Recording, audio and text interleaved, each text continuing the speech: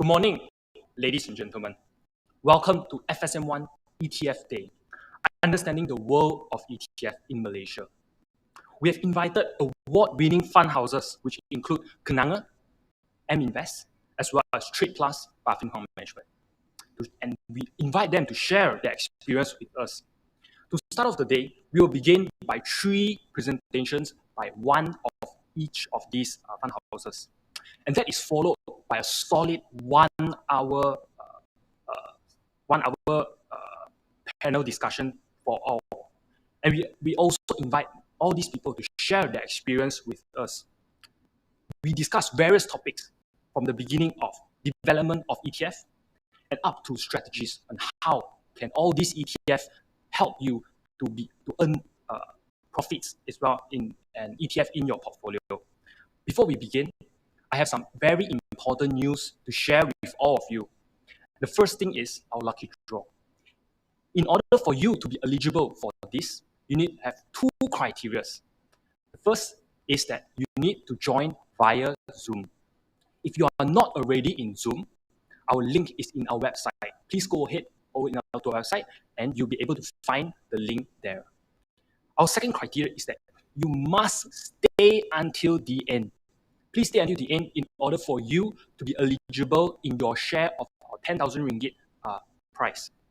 Throughout the years, FSMOne have actually grown from providing unit trust service to providing various other offerings, which includes insurance, managed portfolios, as well as bonds. With the inclusion of stocks and ETF on our platform, right now you only need 1 account in order for you to profit from all of these investment vehicles.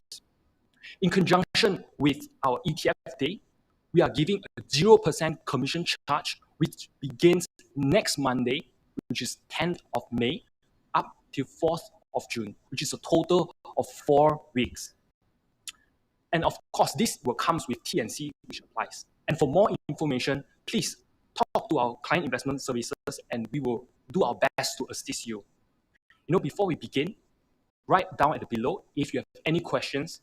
Feel free throughout the session to type in your questions, and at the end of the day, during the panel discussion, we will run through some of this and we will answer some of your burning questions. Before I invite our first speaker, let's invite Mr. Wong Weiyi. Weiyi is currently the General Manager of FSMOne Malaysia. Prior to this, he was the Deputy Head of the Investment at Finexis Advisory, one of the largest investment firms in Singapore. Prior to his stint at Finexis, he was Research Manager of Malaysia, leading Malaysia as well as Singapore team in iFAST Financials.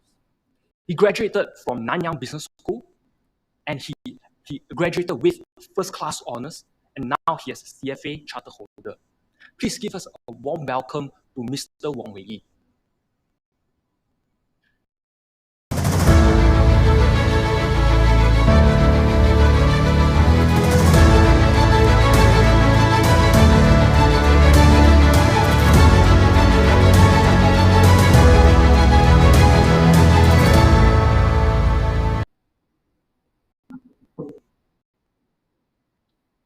Hello, hi, good morning everyone. Welcome to this ETF seminar that we have created for you. Previously, we have created seminars around unit trusts as well as bonds.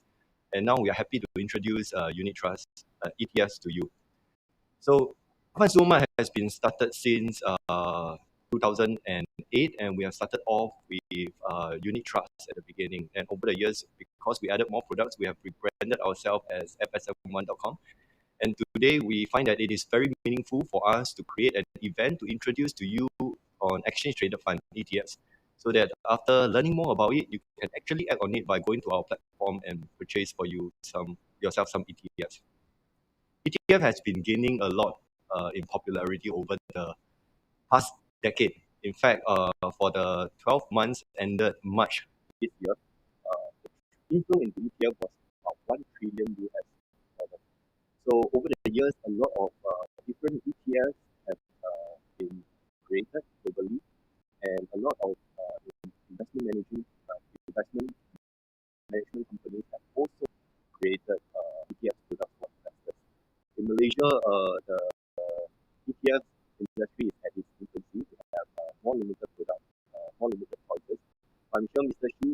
Bursa will share with you how the development is going to be like over the next few years. So one of the main reasons why ETF has been gaining in popularity is definitely because of lower cost. Globally, if you look at some of the ETFs, the cost is as low as 0.1% management fee. In Malaysia, the management fee for ETFs is a bit higher, but generally it is still about half of what actively managed funds will charge you. And in terms of ETFs, another advantage of it would really be liquidity. So if you want, you can possibly buy an ETF in the morning and sell it off. But that's not really possible for unit trust investment. And of course, if we talk about ETFs, then you get transparency in the sense of you can look into a spreadsheet. You are able to know where it is investing and how much it is investing for all its customers. So those are the benefits associated with ETFs. That's why it has grown in popularity.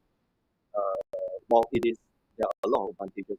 Investors, I would like to highlight also there are some risks that you need to take note of. For smaller investors, ETFs may not come across as cheap in terms of there are other fees that you have to take about. So in terms of transactional fee, if you are small investors, you need to take note that every time you buy and sell, you have to pay transactional fee, brokerage fee, and of course there is this bid-ask spread that you have to take care of. Okay, so there's also another the bid-ask spread is the other thing that could also kill you for smaller investors. So those are the things that you have to take note of, and more importantly, if we talk about the ETFs in terms of their investment structure. Right? Sorry, just let me move closer. Can you hear me better now? Okay, so for the ETFs that I mentioned in its structure, then you have to take note that in terms of the ETF, they try to mirror indices which are typically market capitalization based. So there is of course this risk of over-concentration in the larger companies, and if a company gets even more expensive for the index, it gets larger, the ETF would have to allocate more money to it. So this is something that most of the active fund managers don't do.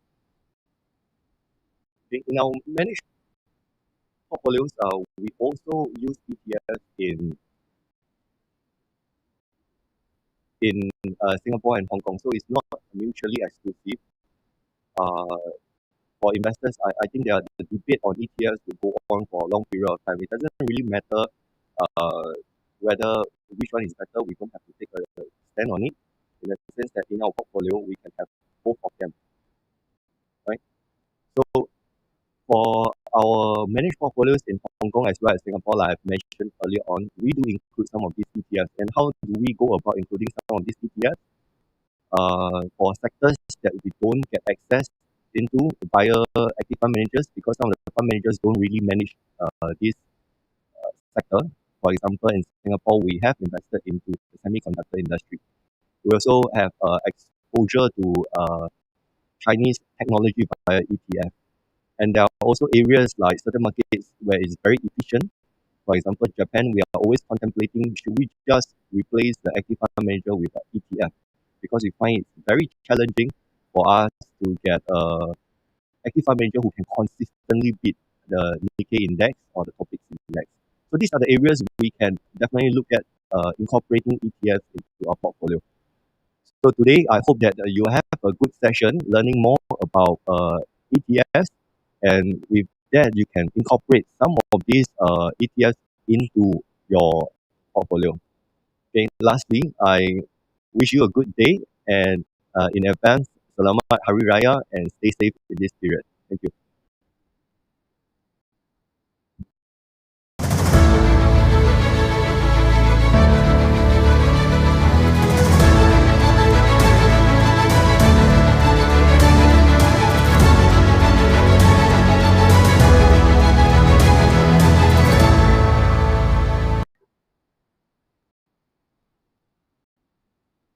Thank you, Weiyi, for the welcome address. Now, we invite Mr. Shyu to give a walkthrough on the developments of ETF in Malaysia. Mr. Shyu is the VP Product Development under the Securities Market Division of Bursa Malaysia. He is responsible for retail as well as institutional product strategy for alternative listed products. He has over 18 years of experience in financial services industry, of which 14 years is in the development of investment products.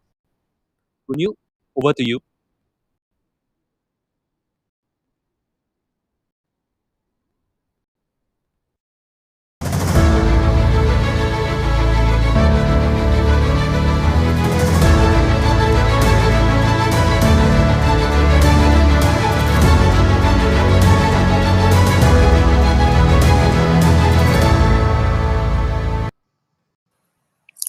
Hello, hi, good morning everyone. Thank you FSMOne for inviting Bursa to today's ETF event. I guess most audience on today's event would know a little bit about unit trusts and would already have invested in some. But today we will be talking about exchange traded fund or ETF in short.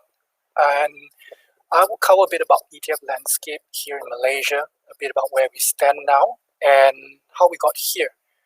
And we'll also look at some of the trends and performance of the ETF listed on Bursa Malaysia.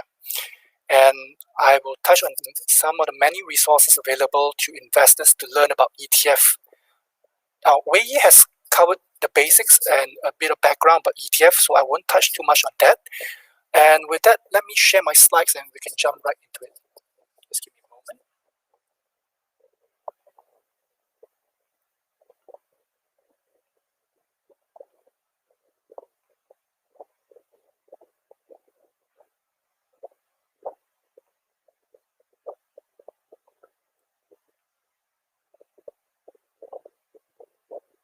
Okay, so ETF in Malaysia.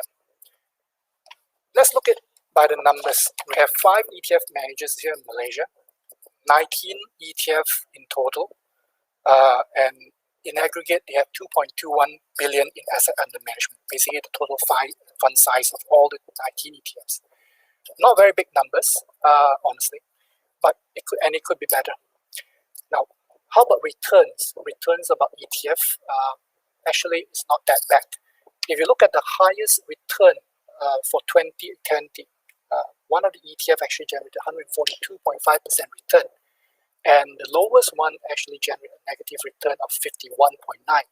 But on average, all 19 ETF, if you look at all 19 ETF, the return is about 9.6%, not too bad. And the average daily trading volume in 2020 is 1.29 million. Now let's talk a bit about how we got here. In 2005, we have our first ETF, the ABF Malaysian Bond Fund. And between 2005 and 2017, we had 8 ETFs. So 8 ETF in 12 years. The growth is a bit slow. So what happened was in 2017, SE led a task force on making recommendation measures to spur sustained development and competitiveness on the Malaysian ETF market. And that kicked off a series of changes that are positive for the ETF market.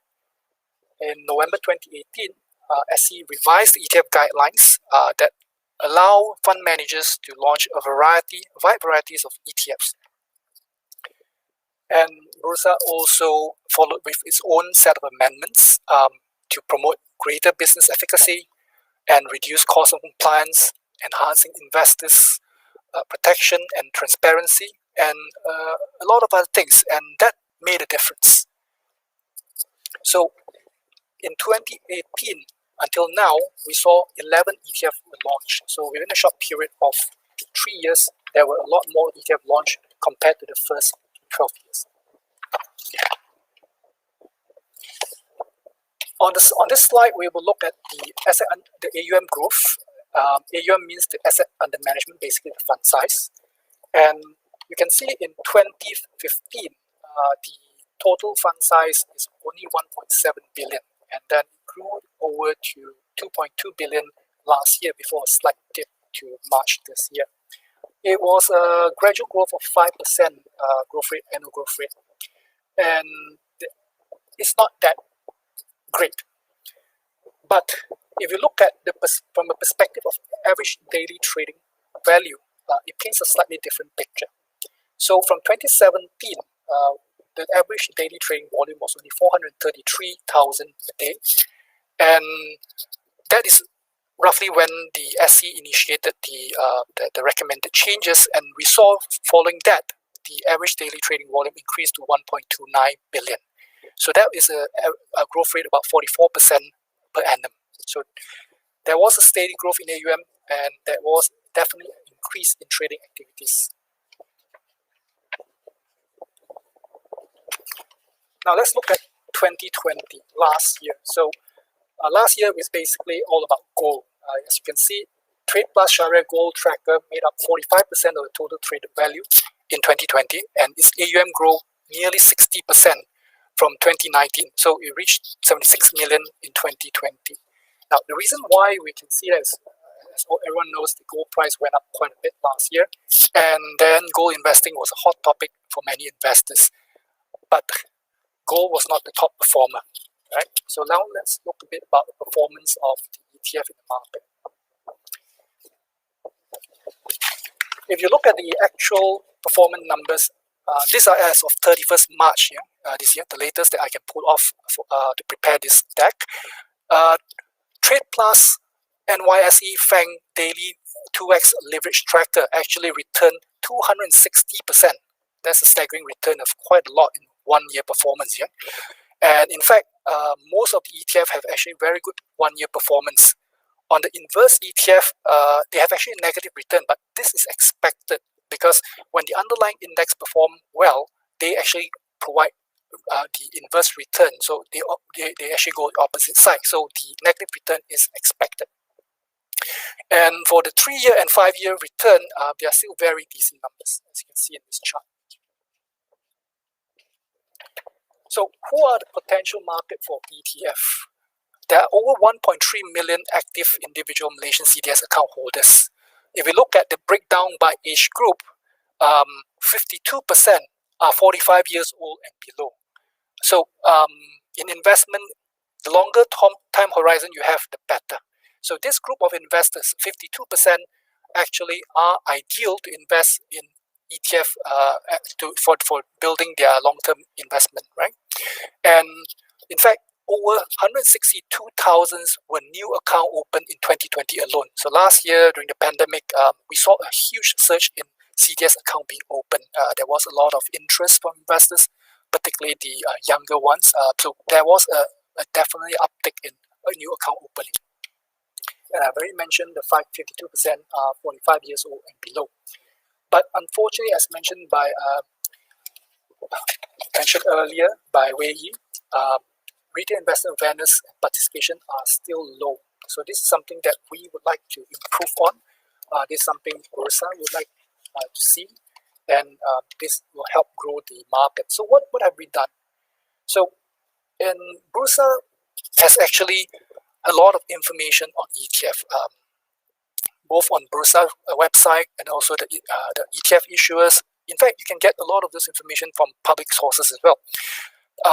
So what I've done here is a screenshot of some of these websites, some of these resources available on Bursa's website. And to just mention a bit, on the top left corner, this is the ETF site on Bursa Malaysian's website. We also have videos on how to use ETF to build your wealth on Bursa Academy. And then there's also e-courses that you can take on Bursa Academy as well. On the bottom right, this is on the leverage and inverse ETF. Now, leverage and inverse ETF have higher risk, consider higher risk investments. So there is an online certification course you can take if you want to trade in LNI ETFs. Bursa Marketplace is also another website that Bursa have. This is where you can get the latest information on all the 19 ETF, basically their performance, their latest prices, the research reports, and also more courses on the ETF. There are some also in Malays as well. For those who prefer to get the information in Bahasa Malaysia, you can actually have check out this website. Yeah? So please visit the Bursa Marketplace website to get more information. Here is basically just 19 ETF that we have. You can actually download a copy of this information from our Bursa Malaysia website. This is available. Okay, so I won't go through in detail. So ETF awareness, I mentioned, is still relatively low. Bursa is working with the industry players to build a better, improve the ecosystem, to spur participation and interest in ETF. So what Bursa have done is actually introduce some incentive for investors so that they will actually look at ETF as a potential investment. One of the things that we have been that has been around for quite a while is stamp duty exemption, and that is we actually grant a stamp duty exemption all the way to 31st December 2025. So that when you trade ETF, you don't need to pay any stamp duty. The next one is on ETF cashback program. So from next Monday, we will launch an ETF cashback program where the first 300 investors in ETF that invest at least 2,000 ringgit will be eligible to get a touch and go e-wallet reload pin worth 100 ringgit. Okay, so this program is valid from next Monday all the way to 30th July 2021. So it's ETF for you. It's certainly worth considering as an investment, but please do your homework, learn more about the ETF, assess whether it's suitable for your investment needs, and know your risk appetite. So please get more information about ETF, read the prospectus before you invest into any ETFs. Yeah. And with that, I conclude my presentation. So thank you so much.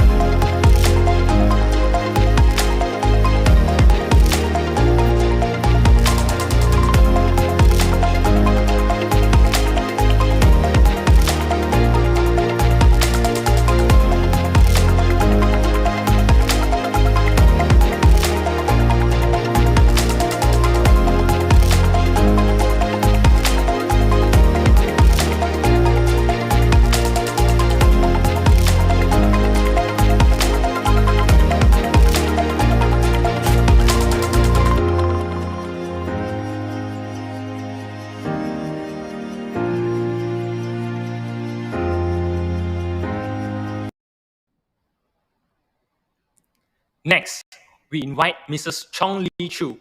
She's the ETF Director at Affin Hwang Asset Management. She's responsible for developing strategies and products for ETF businesses within the company. She has 14 years experience in product development in not only bank, but also financial fund management industry, and through prior roles in both the local and international financial institutions. Today, she gives a presentation on discovering unique investment opportunities in Bursa Malaysia. This is one session you would not want to miss. Choo, please take it away.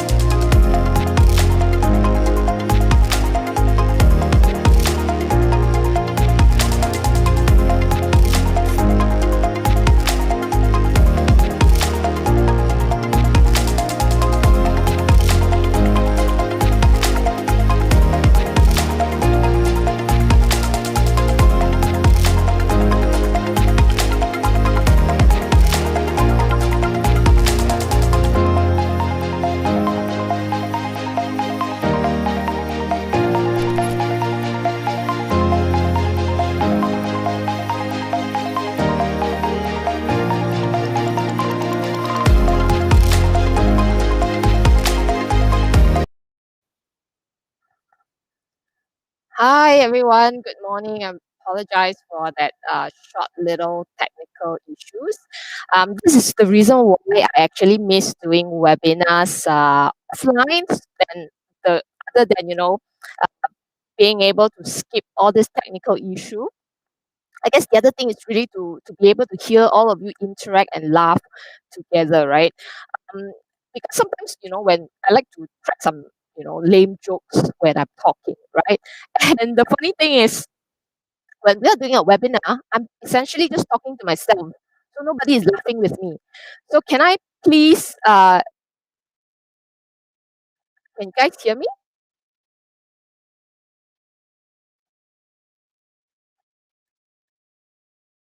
Can you hear me? Okay, cool. See, again. Okay, a very good morning to all of you. Thank you, FSMOne, for inviting me to speak today. And I was saying to myself just now, this is the whole reason why I miss doing live, seminars rather than, having to do webinars because I'm essentially talking to myself. So, and sometimes I like to, throw in some lame jokes in between, whether you get it or not. At least if I can see your face, I know whether you're laughing or whether it's funny or not, right? Then I can go home and tweak and practice my jokes. So what I want you guys to do is, since there's a chat function, feel free to ha ha ha in the chat so that I know my jokes are still funny, okay? Now, I am very well aware that today I am actually the only lady speaker here. And being a lady is really, difficult lah, susah a bit lah. You know why? Because ladies typically tend to be more, long-winded lah, right?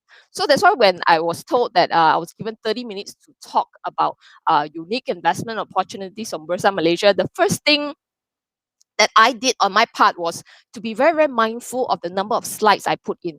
Because if some of you here have seen some of the webinars that I've conducted, it can go on for quite long one, no. But I hope some of you do enjoy, the learning from, some of the value that I try to bring to the table to all of you. Okay, so it's a very happy Sunday morning, and I'm Saturday morning, and I'm very, very glad that there are so many of you here who is willing to get up early, right? This slide has actually been covered by Shyu, and I just wanted to highlight one point, which is the fact that TradePlus, which is actually just a brand name, ultimately we are still employees of Affin Hwang Asset Management.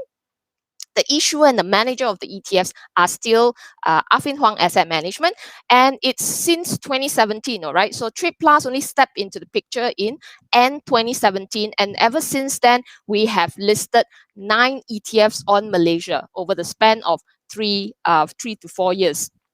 And I'm so glad that just now Shyu gave TradePlus some free advertisement because the funds that he highlighted, a couple of them are actually from TradePlus, which today I'm going to talk about gold and New China. Okay, so before I actually begin to talk about what are the unique investment opportunities there are in the Malaysian market, one thing that I like to do is to debunk this myth, debunking the liquidity myth. Why? Because every time, since 2017, I've been going out there doing seminars, doing webinars, telling people that, hey, buy ETFs, buy ETFs. But very much, very, very often people will come to me and say that, hey, are you sure, Alichu? I can get in, I cannot get out, But my question is, why? Why is it that you can get in and you cannot get out?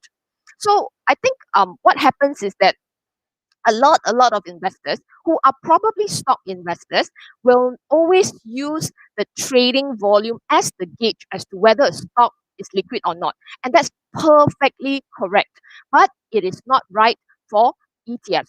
Why? Because ETFs have market makers to provide liquidity. So all issuers in Malaysia, all issuers in Malaysia do appoint market makers to actually provide liquidity in the market. So what do we mean by providing liquidity? It means that this same seller, which is an investment bank, will always put up a bid price and a quote price. And some of you, right, who have been monitoring the ETF market may be looking at this screen, right? And you'll be wondering, for example, the second line, AXJ Reits ETF. Why is there a bid quantity of 100,000 at 103 and 100,000 at 104. Then you'll be asking, right, why can't these two person meet, and just take each other's price, right?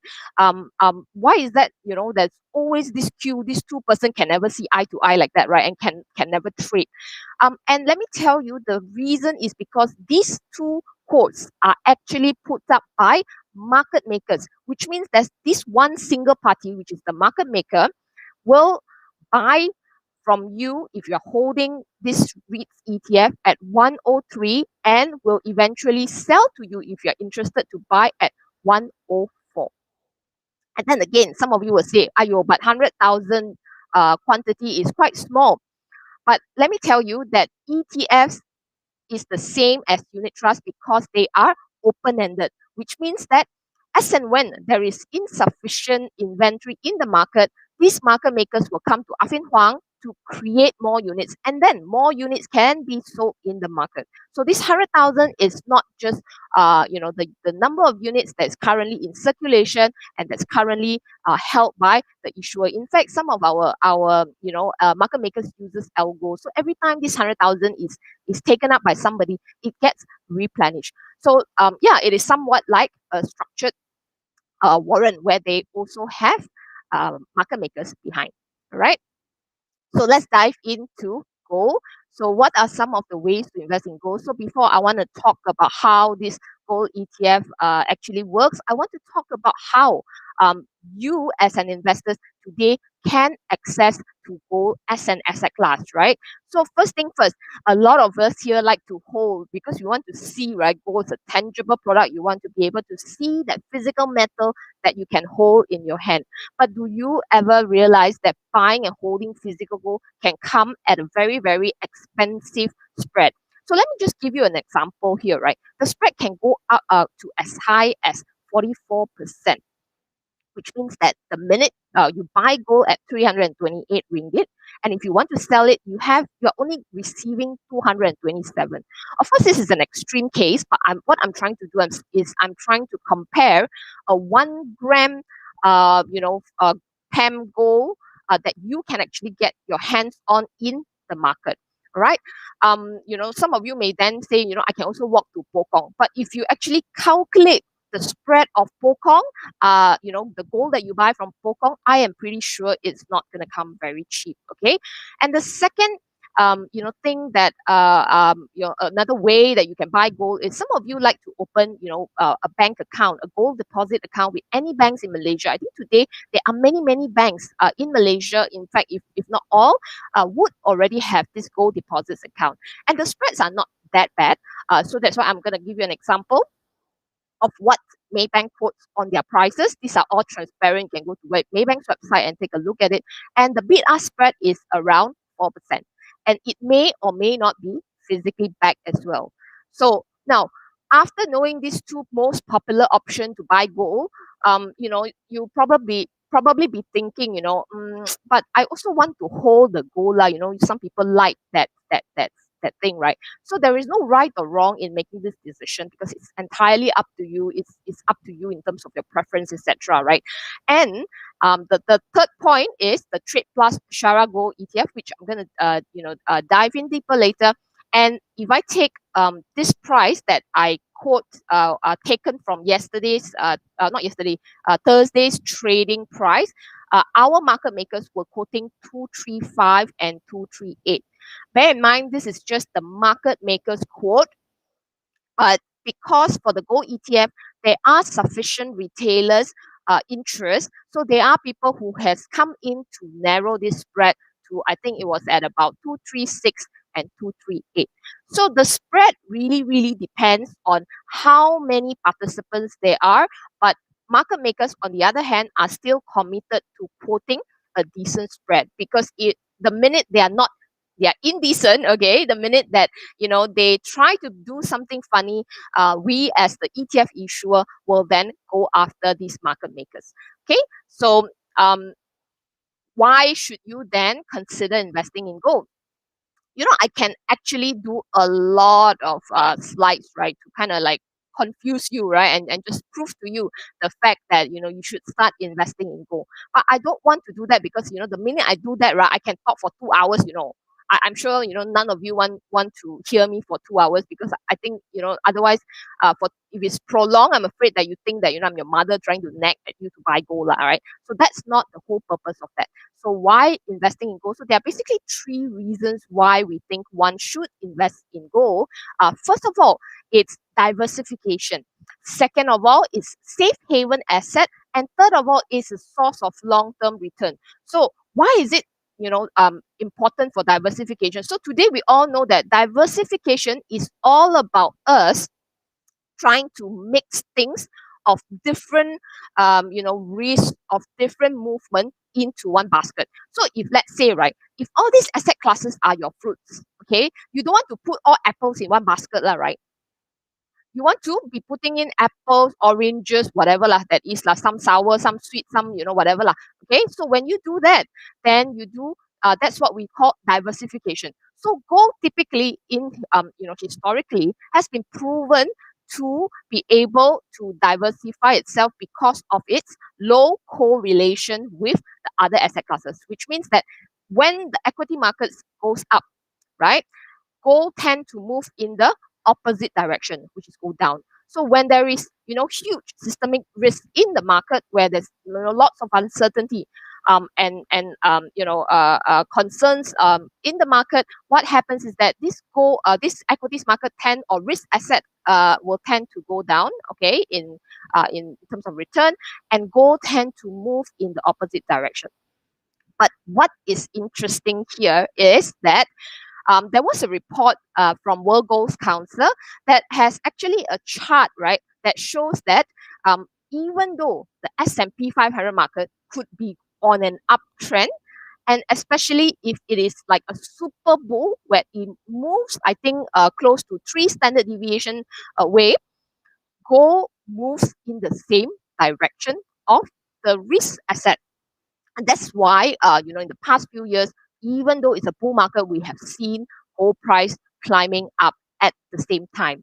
Okay, safe haven asset, no need to explain anything because all of you sure, especially if you are like 50 and above, I'm sure you have some gold hidden, under your pillow, under your bed, I don't know where, but I'm sure you have some of this. And this is also the reason why people want to store gold.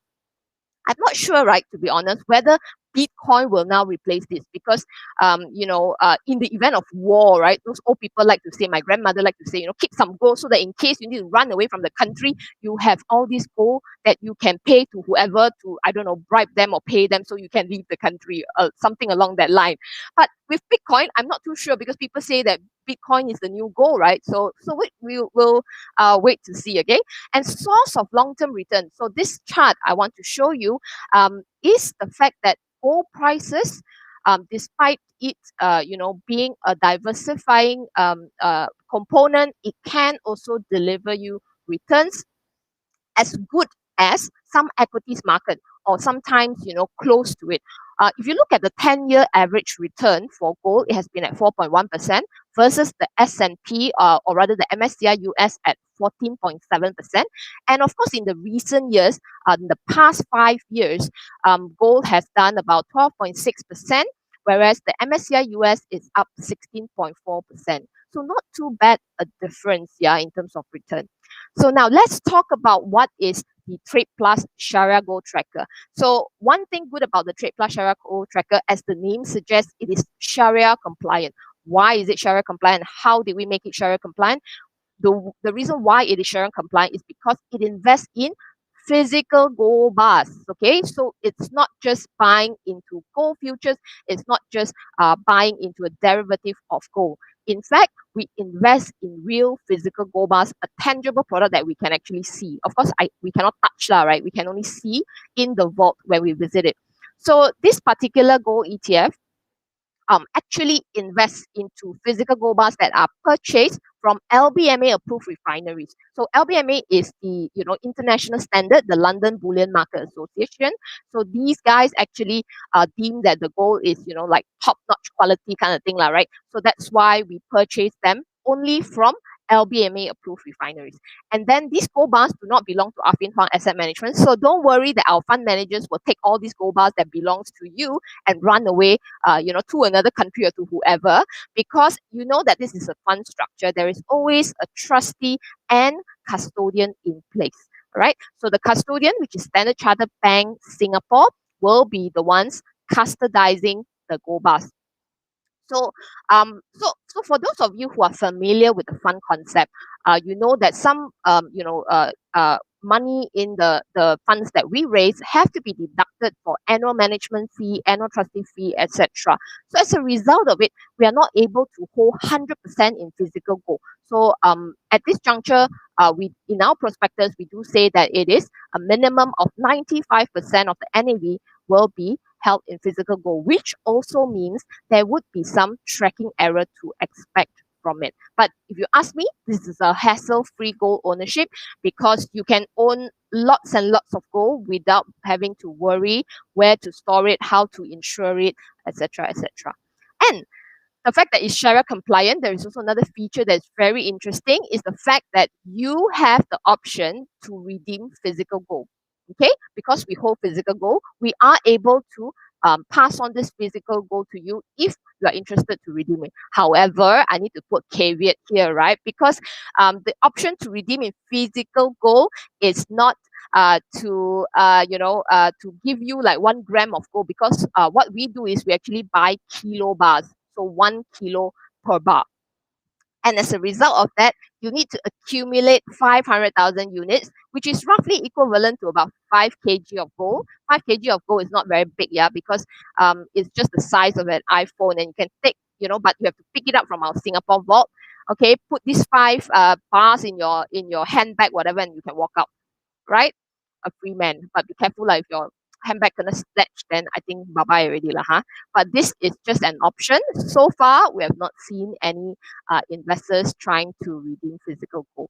Okay, so just now I mentioned that, like it or not, because it's an ETF, and I cannot own 100% in gold, and given that I cannot buy everything, right, I need to deduct fees and expenses, there would be some tracking of this. So what I've done here is that this fund is created in quite a unique way, because if you are buying the fund at the primary market to create units, you actually pay US dollar, and the fund is based in US dollar, and the benchmark as well in US dollar.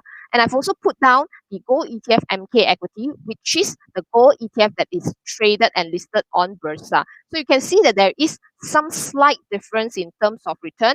There are 2 factors affecting this. One is, of course, the tracking. The other one is actually your currency, because when it's traded on Bursa Malaysia, we traded it in ringgit. Okay. Now, so I know that this is also a very popular question. People will ask me, should I buy gold ETF in Malaysia, or should I buy the biggest, gold ETF in the world, which is GLD? Now, this really depends on your decision, okay? Because if I stack up the TradePlus Sharia Gold Tracker performance versus the Spider Gold shares, I can tell you the performance is that there is definitely this difference, because the fees that you pay for GLD, I think it's only capped at 0.4%, whereas you can see that the TR that you pay for the TradePlus Sharia Gold Tracker is 0.7%, which is slightly higher. If you can, you can also say that it's almost double of what you get, or what you pay for GLD. But you must also always take into account the other costs that you incur as a result from it. So what are the other costs that you may potentially incur from it? So let's take a look at your transaction costs, right? For example, if you want to buy GLD, where are you buying it from? Who are you trading it from? Are you buying it through a broker that local broker that connects you with a foreign party? Then you will have to be paying double brokerage, right? You have to pay a local broker, you have to pay a foreign broker. Then some of you will say, hey, there are so many international brokers out there that I can open account via an app. But have you checked whether these brokers are regulated by SC? Some of you may say, it's fine, they are not regulated by SC, but they are regulated in their respective country.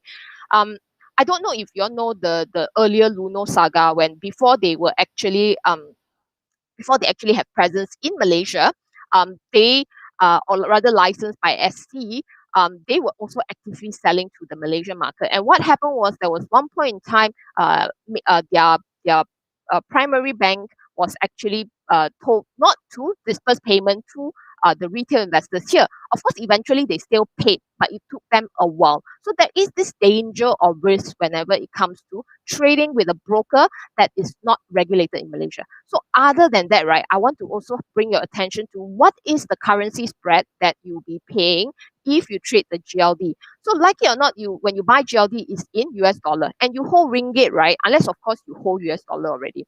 If you hold ringgit, you need to convert your ringgit to US dollar. How much spread are you being charged on your currency side? You go through a bank, right? And you can go to whichever bank's website, look at their rate, the rates that they are quoting you, and you realize that it's quite a hefty cost after all. Okay, so now after talking about gold, I want to touch a little bit about the new China economy, which relates to the new China ETF that we have listed on Bursa Malaysia. So after the TradePlus Shariah Gold Tracker, I think the next popular product for us is actually the new China sectors ETF. And maybe I can just say this also, that just now I think Shyu did mention that I think TradePlus Shariah Gold Tracker takes out about close to 40 to 50% of the total trading volume in Malaysia. If I add up all the TradePlus ETF in Malaysia, our trading volume can stand from somewhere between 70 to 80% of the entire ETF trading market. And this is the point because we are very active in going out to investors, trying to educate them and teach them, what is ETF and how it is and things like that, right? So if we want to talk about the new China economy, so after talking about gold, right, it kind of then think that gold could be an asset that you maybe hold a small percentage. So what if I want to go into a risk asset which has long-term potential? So two things or two countries probably come to your mind, right? First is US, second is probably China. So China has actually transitioned themselves from being a manufacturing-led economy to now being a consumer focused or consumer-centric economy. And they have moved along so rapidly, in terms of their technology and stuff like that. Because if you've been to China, of course, now we can't travel, right? If you've been to China maybe 2 to 3 years back, you can see that the advancement that they actually have in the country itself. And here are some of the sectors which are now deemed as new China economy. Okay, so there are things like your healthcare, your travel, your beauty, internet, e-commerce, which is a big thing, clean energy, education, and financial services is only limited to insurance because the Chinese are under insured. So no banking in this new China economy. So the key drivers for new China economy, if you ask me, is actually very, very, very apparent. Why? Because it is primarily driven by three factors. First of all, it is the rising middle class income, right? If you read a lot of articles, will say, every don't know how many seconds or maybe not seconds, like maybe every how X number of minutes or X number of hours, a millionaire is born, or things like that. And you can see that this is also evident if you travel, don't even talk about now, talk about few years ago when you go to Paris, when you go to, London or UK, wherever, and you see these Chinese tourists dominating the shopping scene, right? Because they're so willing to spend. And of course, the fact that they are so willing to spend means their pockets are actually quite deep as well, right? And with coupled with the high internet penetration, because why do we say high internet penetration? Because today I think 90% of their population owns a mobile phone, is connected to their mobile phone, and whenever you want to make payment, even if you walk down the street wanting to buy a cup of bubble tea, and you will have to have WeChat Pay, you'll need to have I don't know what other pay, Alipay and things like this in order to transact. And the growth in e-commerce sector, we hear this Alibaba always have this sale, 11/11 Singles Day sale, right? And year on year they always report the fact that the growth per year keeps increasing. Okay, now someone says waiting for small dips. Now I think already dipped lah. as far as I've seen, it has already dipped. Okay, so maybe you want to continue to monitor and see when is the most opportune time to get in. So why do we now want to invest in the new economy rather than the old economy? So the old economy is all about, manufacturing, it's about banking and things like that. So if you take a look at the S&P New China Sectors, which tracks the new economy versus the S&P China 500 index, you notice that performance of the new China sectors has outperformed the old economy. And the reason for that is also simple, because China is a top-down country, right? So whatever the government say they want to implement, it will trickle down to the economy. And if you Google it, I think maybe 5 or 10 years ago, Xi Jinping has came out to say that, hey, we're moving and focusing on consumption. That's what he say, yeah, not I say, yeah. So that's why, we want to, or we prefer to look into the new China sectors. And if you can take a look at the performance of the TradePlus S&P New China Tracker, we listed this product in January 2019, and over this past close to 2.5 years, the fund has returned 61%. Okay, and this particular ETF actually it does not invest into the A shares market, yeah. So there is no Shanghai Shenzhen stocks. There are only US ADRs, which are companies like your Alibaba, Baidu, and stuff. And you also have Hong Kong listed companies. Okay, so I think if I'm not wrong, 70% are Hong Kong listed, 30% are US listed. Okay, so no direct China A access for this ETF. Okay, again, this product is also one that we have created it unique, whereby at the fund level you actually need to pay Hong Kong dollar. The base currency of the fund is Hong Kong dollar. So is the benchmark. But sorry, this is a typo here. It's not Gold ETF MK. Yeah. This particular ETF actually trades in ringgit on Bursa Malaysia. Okay. So the difference that you see would be due to tracking as well as the currency return. So as I conclude my presentation for these two funds, I want to talk a little bit about the guidance on market making hours, quantity, and spread. So like I said, every issuer in Malaysia would appoint a market maker to market make their ETFs. So this is a very important fact, because this is what we tell our investors. If you want to be buying the ETF at a fair price, try to avoid hours where our market makers are not present, because most likely, if our market makers are not present, the price then depends on supply and demand, and which also means that it is not a fair price, most likely. Okay, so what you need to do is you need to take note of these hours if you want to trade our ETFs. Yeah, I cannot represent other issuers. So you take a look at this. Make sure that if you want to trade, try and trade between these hours where our market makers are present. Other than the hours, the other trick that you can see is to look at the buy sell quote. How many lots are they actually quoting? So when you see these lots, you will know that it is our market maker in action. Okay. Now, as one good, very, very good practice is, before you buy and sell ETF, Bursa has done a fantastic job. They have actually put up, a web page that allows you to see IOPV. What does IOPV means? IOPV means intraday NAV. Okay, intraday NAV means we calculate the NAV of the fund, okay, every 15 minutes. So what you need to do is, you need to check. This is the example, or rather the screenshot from Bursa Marketplace website. You take a look at this IOPV, which is the price, that it is fair, which means your fair value of this particular ETF. Then go to your trading platform and buy it at around this price.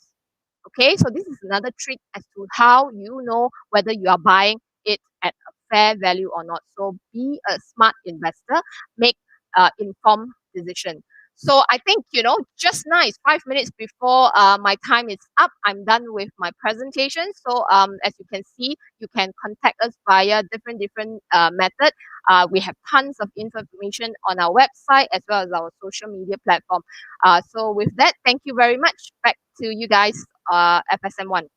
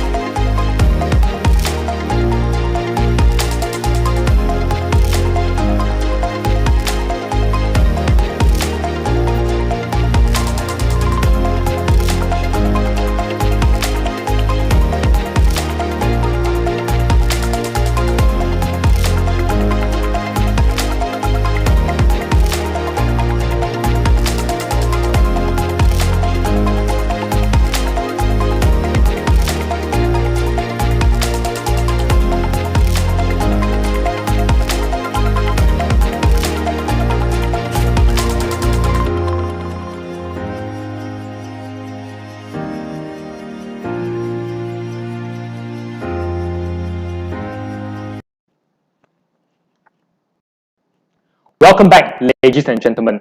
Next, we have Mr. Ong Soon Chong. He has more than 11 years experience in the fund management and investment research industry. He joined ValueCap Group in 2010 as an investment analyst and subsequently being promoted to a VP in investment research department where he covered the Malaysia and as well as the ASEAN market.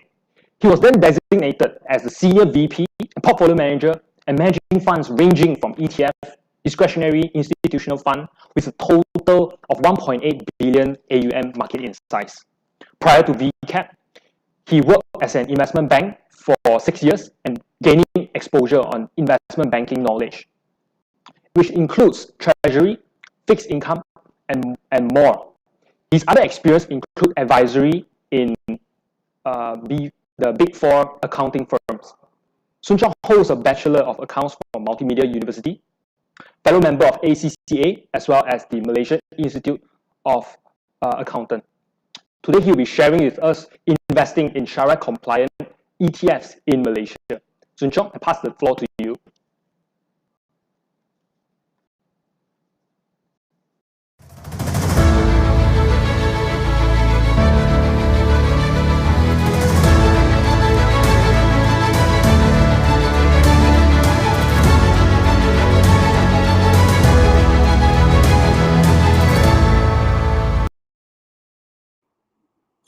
Hi, very good morning, ladies and gentlemen, and thank you FSMOne for inviting us to the talk today. So first of all, I would like to introduce myself. My name is Ong. I am the portfolio manager at i-VCap Management Sdn Berhad, which is a wholly owned subsidiary of Kenanga Investor Group. So for the benefit of all the audience, I believe some of you may not be very familiar with ETF yet. So as compared to a very interesting presentation by Choo just now, I would like to touch more on the basic of ETF, what is ETF and how ETF works and all that. So for those who have already have the knowledge of what ETF is, please bear with me on this. Let's share my screen here. Okay, so today I'm going to talk about investing in ETF and i-ETF, which is a Shariah-compliant ETF in Malaysia. And first of all, let us go into what is ETF or exchange traded fund. Okay, when it comes to ETF, there are 3 keywords that we need to remember. It is an investment fund, which track an index and trade on exchange. So what does that mean? So it is basically a fund, an investment fund that tracks an index. What does it mean by track an index? Which is it will try to replicate the performance of a particular underlying or index. Give you an example. For example, if today I have a ETF on FBM 100, that means that my fund, this is an ETF fund that I will buy into all the components of FBM 100 shares, okay, follow the weightage and track the FBM 100 index. That is what does it mean. So when tracking index of the underlying or the benchmark index of FBM 100 go up by 1%, theoretically, my ETF should return 1% as well. And when the index go down by 1%, my ETF will follow through, which will down by 1% as well.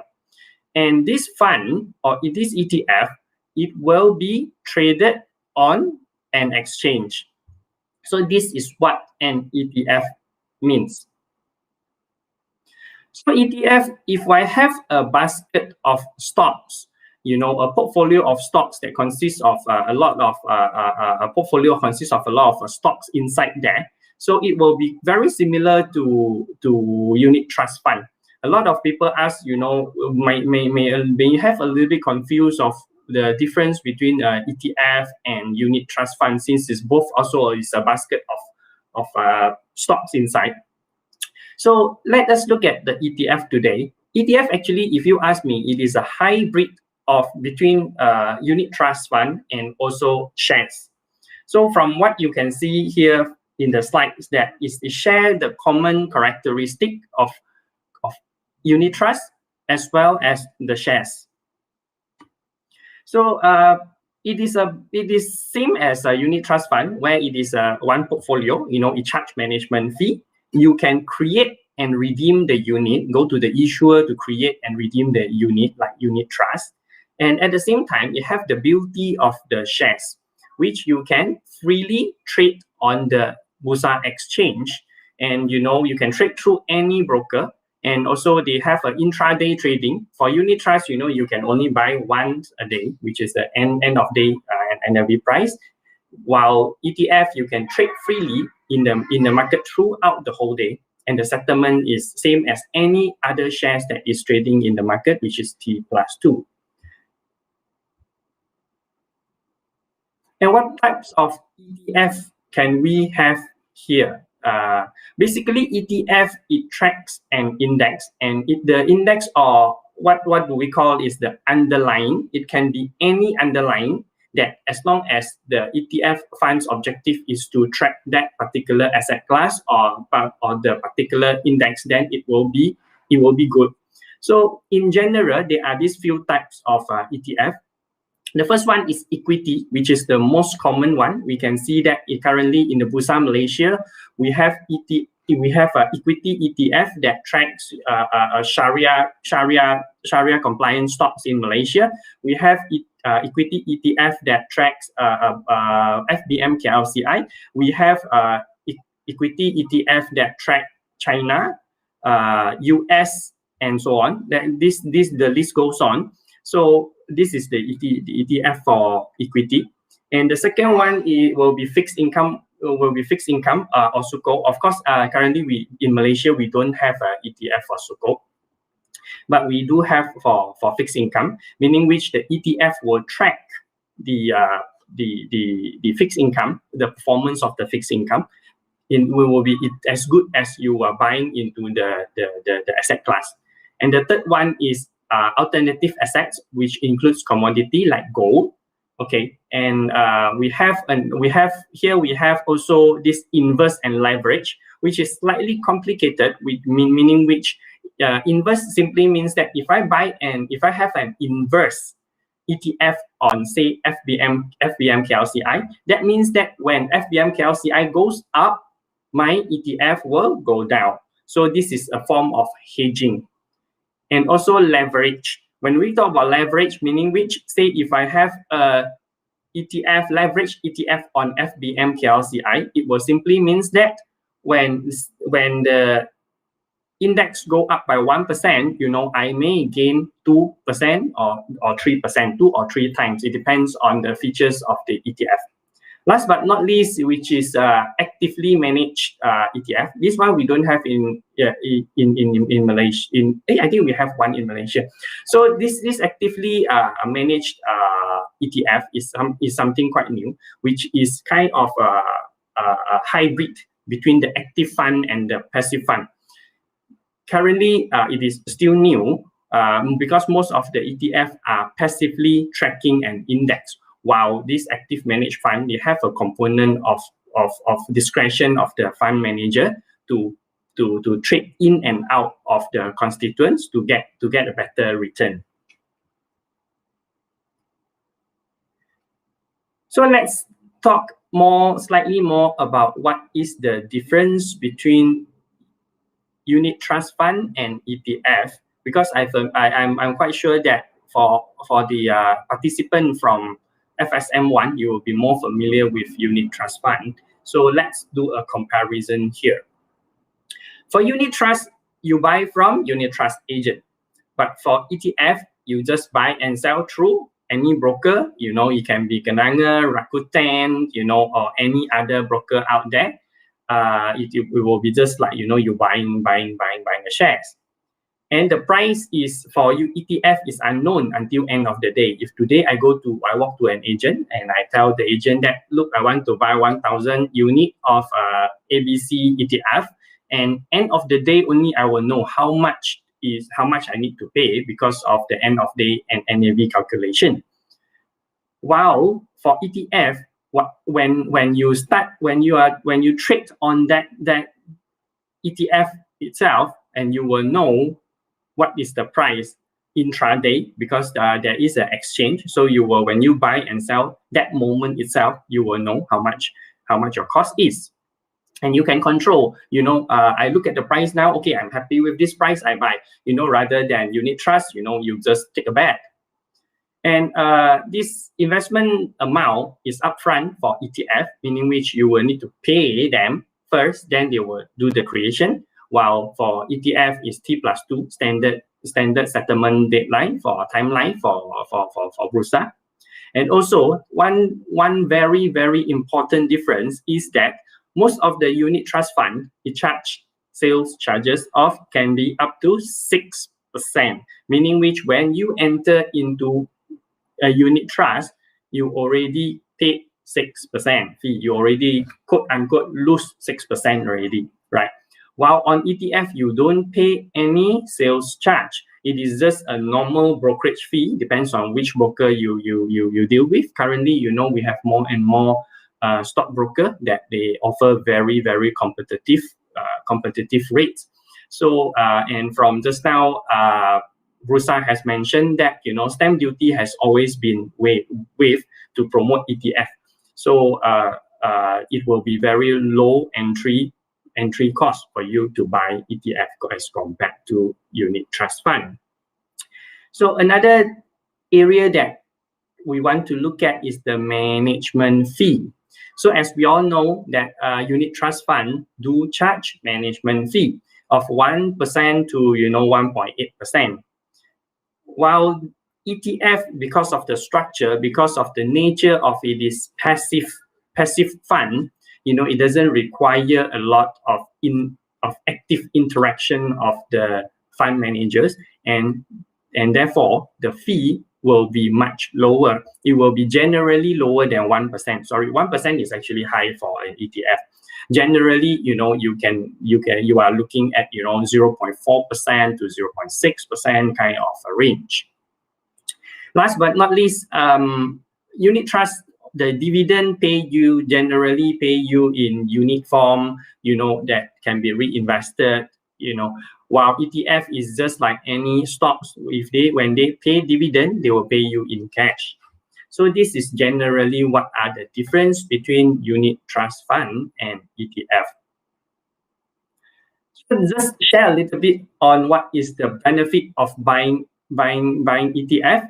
So as compared to what I have mentioned just now, management fee is low for most of the asset classes, in the unit trust or managed kind of fund. ETF is one of the cheapest in terms of management fee, and there is no sales charge. And the second benefit of it is the access.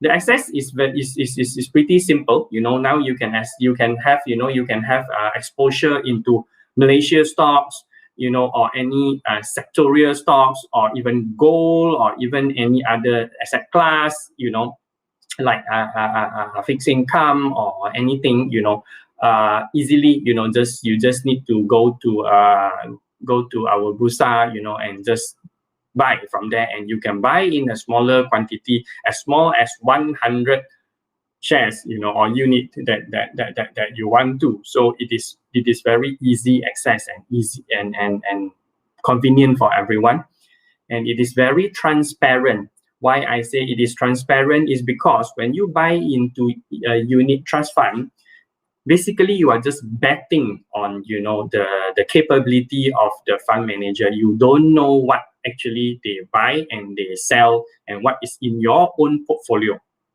You won't know, right? Because normally they will just disclose the top 5. If you're lucky, you will have top 10 of your holding, that they publish.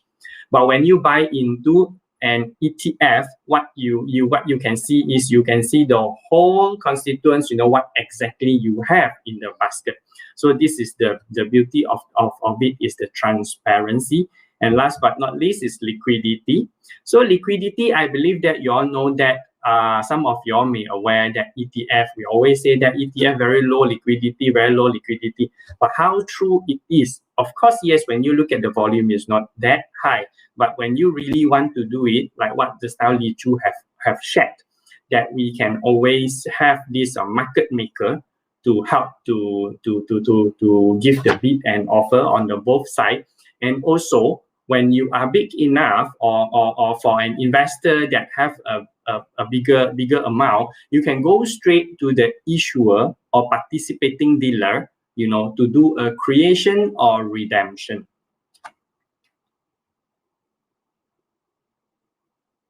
So after talking about ETF, now let's look at what is Sharia-compliant ETF, or we call Islamic ETF or i-ETF. In short form, I will call this i-ETF going forward, so for easier understanding. So an Islamic ETF or i-ETF is basically very similar to a conventional ETF. And the difference is that for a conventional ETF, it tracks any index. It can be any index, out there, whether, in US or any other asset class. But for Islamic ETF, it can only track the Sharia-compliant index. What does that mean by Sharia-compliant index? Is that the Sharia-compliant index will only consist of the security or underlying, or the underlying of that index must be, or the component must be Sharia-compliant securities. And all these securities, all this underlying, has to be approved by a Sharia board or Sharia advisor, and it will go through the Sharia audit from time to time. And not only it has to be go through the screening, the Sharia screening at the beginning. We know when the product is launched or built. It has to be ongoing every quarter, every year, every annually. The Sharia audit will review to ensure that all the components are Sharia compliant, and it is in accordance to the Sharia investment principle. So this is the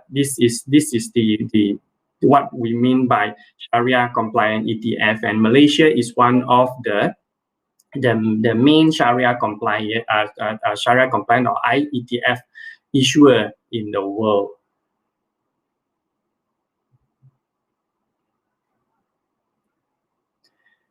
Okay, so now I believe we already know roughly what is ETF and what is i-ETF, and now just look at the ETF landscape in Malaysia.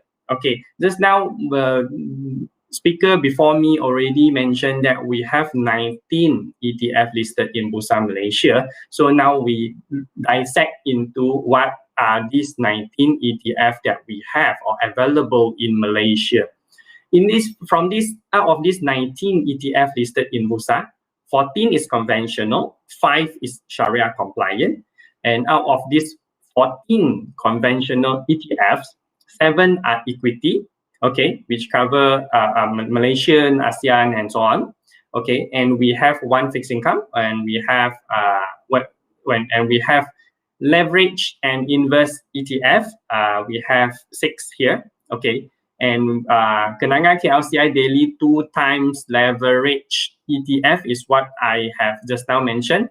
That when if you are very positive on Malaysia market today, so you may want to consider buy this, so that when our FBM KLCI go up 1%, you will gain 2% in your portfolio. But vice versa, the risk is that if the market drop by 1%, you will be losing 2% as well. And if you are very negative about the market, what can you do? Right? Besides sell all your shares, and keep in cash, and when the market drop, then only you come back in, you can consider to go inverse ETF. Inverse ETF, negative 1% X inverse ETF simply means that when market is down by 1%, you will gain 1%. So this is what it means. So let's look at the right side of this chart, which is this i-ETF space. In the i-ETF space, we have five ETF. One is commodity, which is a TradePlus, which covered by just now Choo.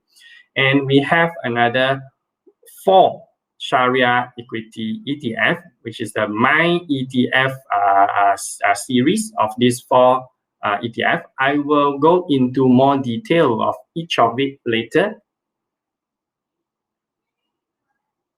4 of it, okay, these are the 4 Shariah equity ETF or i-ETF equity in Malaysia. We have one focus on Malaysia, one focus on Malaysia dividend, Southeast Asia dividend, and also US. The first one is called My ETF Dow Jones Islamic Market Malaysia Titan 25. Whoa, long name. Okay, but in short we call it the DJIM 25. Okay, so this long name ETF, what does that mean? Is that when an investor buy into this ETF, what is the objective or what will you have? Basically, this ETF tracks the top 25 largest Shariah-compliant stocks in Malaysia. So for an investor that, if you want to have, for an Islamic investor that you want to have a Shariah-compliant equity exposure in Malaysia as a broad market, and this is your choice. And this ETF, because it consists of the 25 largest Shariah-compliant stocks, it is actually very stable, all the good qualities named there, and very well diversified and very suitable for long-term investment. As an investor, sometimes we don't have the time to go through, stock by stock to follow, last year I believe that, you will need to jump into glove stocks, and recently because of the commodity price has run up, you need to check, aluminium is up, CPO is up, how do I change my portfolio and jump into buying all this? So now you don't need to do this, because in long run, we have this ETF that give you the exposure into Malaysia's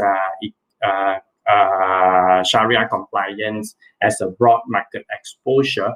And we can see from the top holding, we have Top Glove, we have Petronas Chemical, we have Hatalega, we have Press Metal, Aluminium. This press metal, we don't see the weightage is so high last year, because last year when the glove stocks are hot, all the top holdings, generally you will see most of the top holding is the glove sector.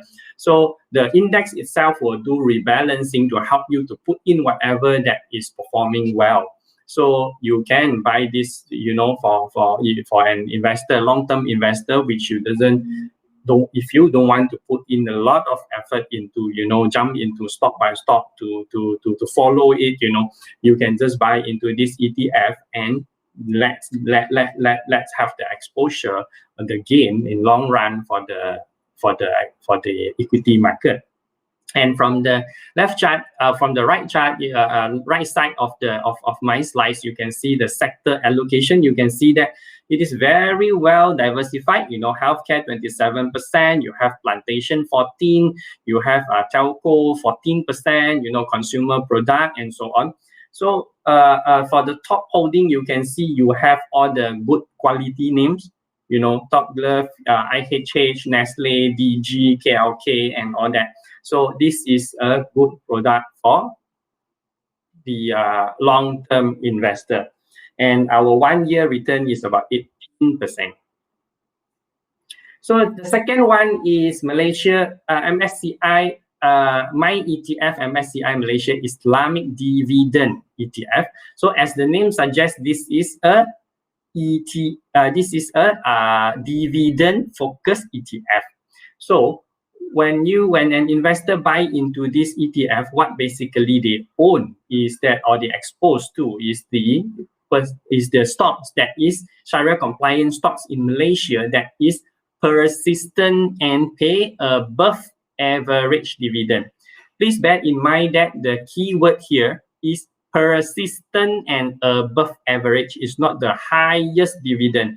A lot of them, when they look at dividend word, they thought, wait, I must have the highest dividend. Why people pay 8%, 10% dividend, but yours is not? No, we are not selecting the highest dividend, but we select those companies that persistently over many years they pay dividend persistently and above average. So in long run, you will be better off.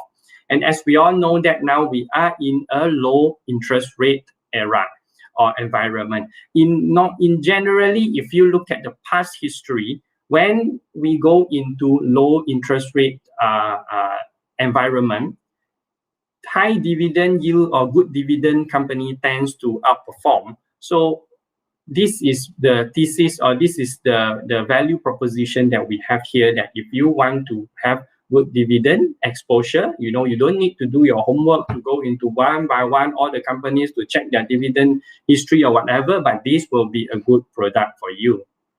And we can see from the sector allocation, it is very well diversified, and all the good quality, quality dividend paying stocks here.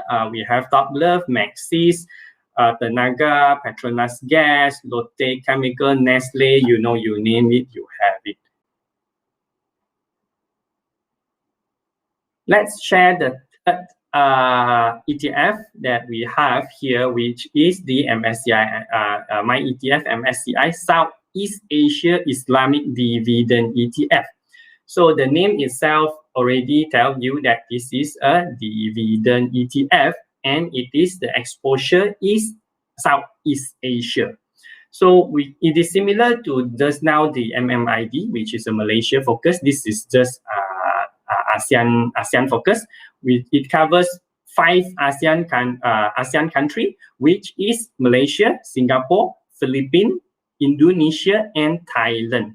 So we can see from the top holding here that we have, the largest telco company in Indonesia. We have Bangkok Dusit, the largest healthcare provider or hospital group in Thailand. We have Unilever in Indonesia. We have Nestle in Malaysia. We have Indon Food. We have KCE Electronics in Thailand.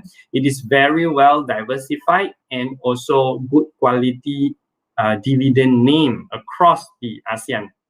And ladies and gentlemen, just share a little bit on the outlook of ASEAN country as a whole. ASEAN country, for the likes of Indonesia and Thailand, was badly hit by the pandemic, and also because they are export-driven and also tourism-focused economy. But trust me, when the economy recover, when the vaccine, start to roll out, globally, when the economy start to recover, we can see a very strong recovery, especially in this fast-growing ASEAN country like Thailand and Indonesia. Imagine if people start to travel again and all that, and how good will Thailand's economy, Indonesia company, Malaysia and Singapore will do. So this may be a very good time for you to look at ASEAN as a whole. Last but not least, this is one of the very interesting ETF that I want to share with ladies and gentlemen here. Okay, we have this Dow Jones US Titan 50 ETF, or in short, we call US 50. So this US 50 ETF basically give you the exposure of the 50 largest Sharia-compliant stocks in US market. So as we all know that US market is a very fast growing economy, they have very robust growth potential. But in order for us to have an exposure to go into the US market, you need to open, a broking accounts, you need to convert your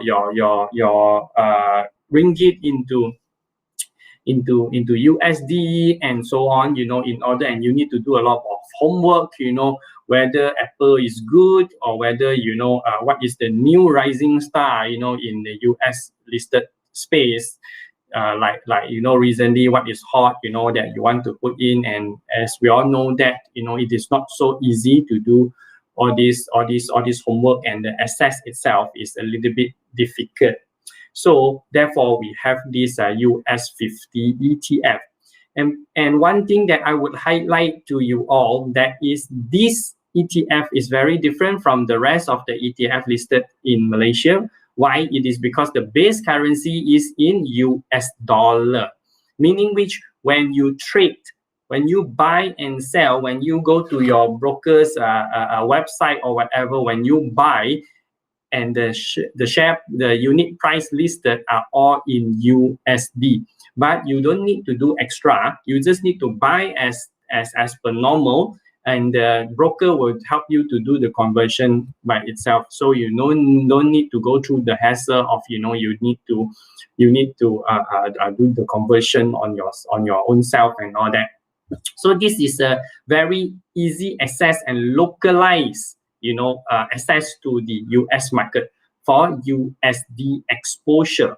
Because some of you may have concern that, may want to hedge yourself against ringgit in long run, if what happen if next 5 years I want to send my son to US for study, and that time if ringgit drop, what do I do, And what you can do now is you buy into this ETF and just keep it, and it is because it is denominated in USD, and naturally, you don't have the currency risk. And 5 years down the road, when your children go to study in US, you can sell this US asset and fund them. So this is one of the way that for a long-term investor to use this US 50. And we can see here that this US 50 invests in the 50 largest stocks listed in US. Is very interesting. You can see this logo, all the familiar names, Apple, Microsoft, Facebook, Google, and recently we just added, the index just included, Tesla, Johnson & Johnson, Visa, Home Depot, and all that. So when US is a very fast-growing and robust growth potential market, from time to time, they will have a new rising star, like Tesla. 2 years ago, I believe not many people know about Tesla. Tesla suddenly become so hot, and we will include this. The index will automatically include all the new economy company, like Tesla, and maybe if there is, say for example, if cryptocurrency or Bitcoin is continue to be hot, maybe 1 year down the road, when there is a good company that have exposure in all this, you will see it here. So why I'm saying that is that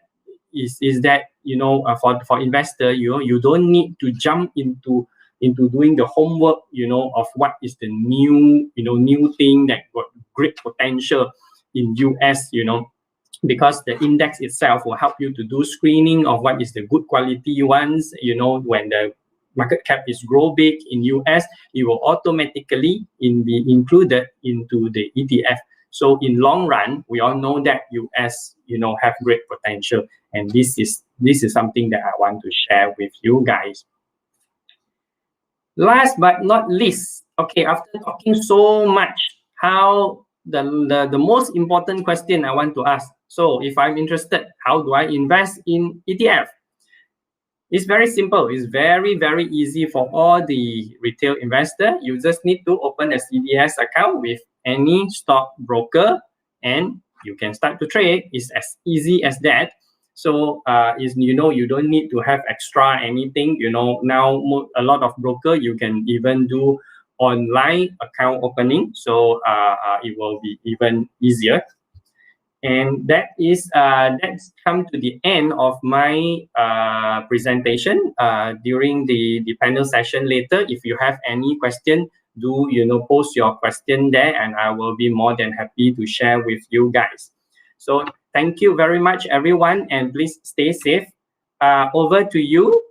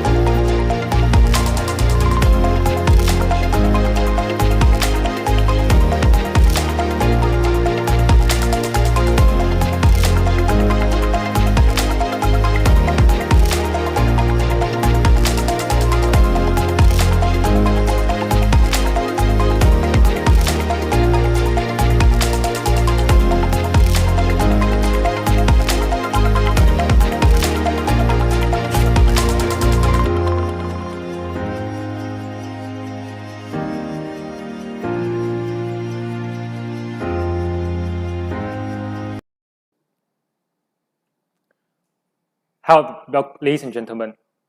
Our next presenter is Mr. Chong Yi-Wah. He is Senior Vice President of Investment of AmInvest. He is responsible for managing unit trust funds and investment marketing. With more than 27 years in the industry. Prior to this, he was the head of institutional sales at Asian fund houses, where he handled client relationships with government-linked investment companies as well as institutions in Malaysia. He also served as a CEO of its Islamic investment arm. In addition, he was also CIO of managing local and regional Islamic funds at a local Islamic fund management company. He holds Bachelor of Business and Admin from the National University of Malaysia, majoring in finance as well as marketing. In this session, he'll be sharing on simplifying market information.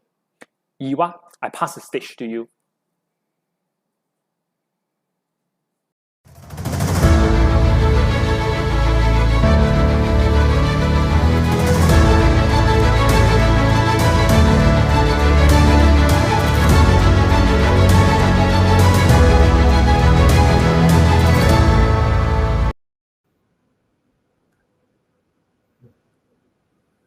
Yeah, I see you on there. Okay.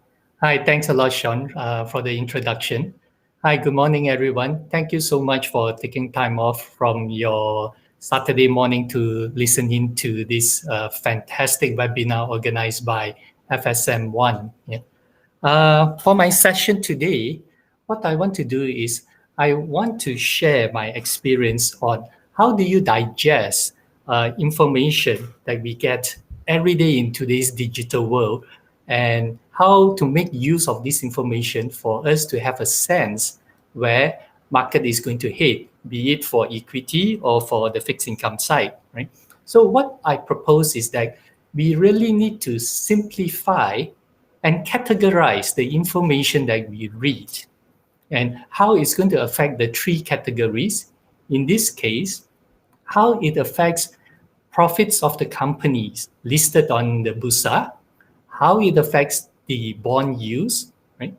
The second category is how it affects liquidity. Liquidity in this case means investment money, where investment money is going to flow to. And of course, the third one is how it affects valuation, right?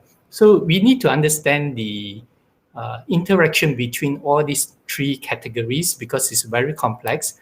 But unfortunately, we do not have time to really understand the interaction. So we just stick to the simple part of how this information will affect all these three categories. Yeah? Now, the first part that we're going to talk about is how profits going to affect the movement of markets, in this case, the stock market. And second thing is how information can affect bond yields, which in turn affects the bond prices.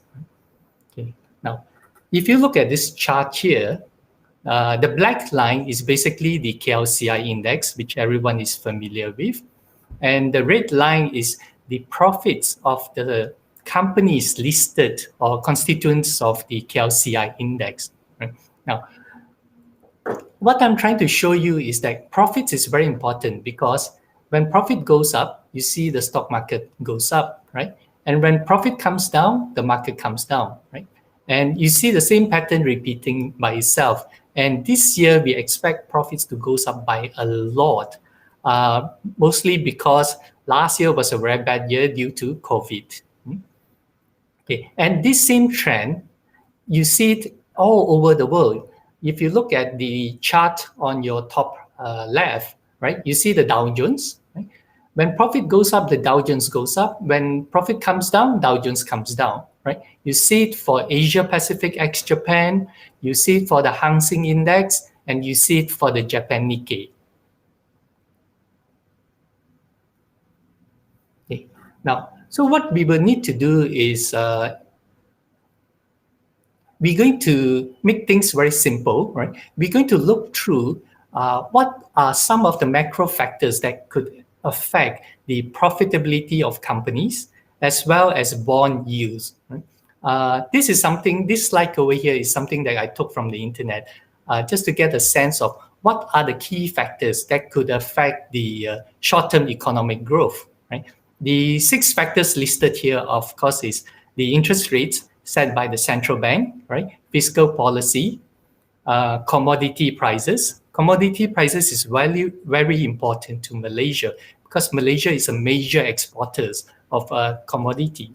Then exchange rates. I'm sure those of you who have children studying overseas would understand why exchange rates are very important, right?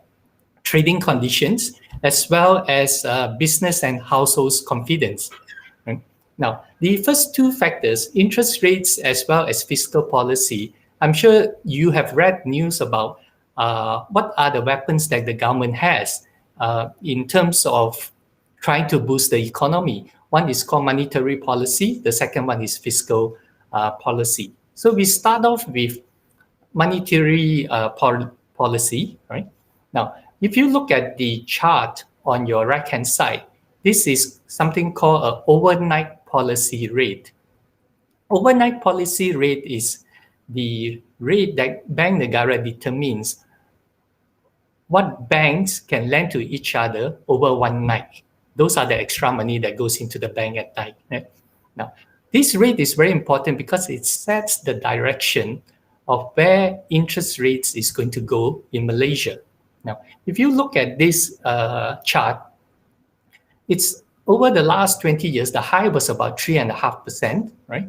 On average, it's probably about 3 to 3.5, right?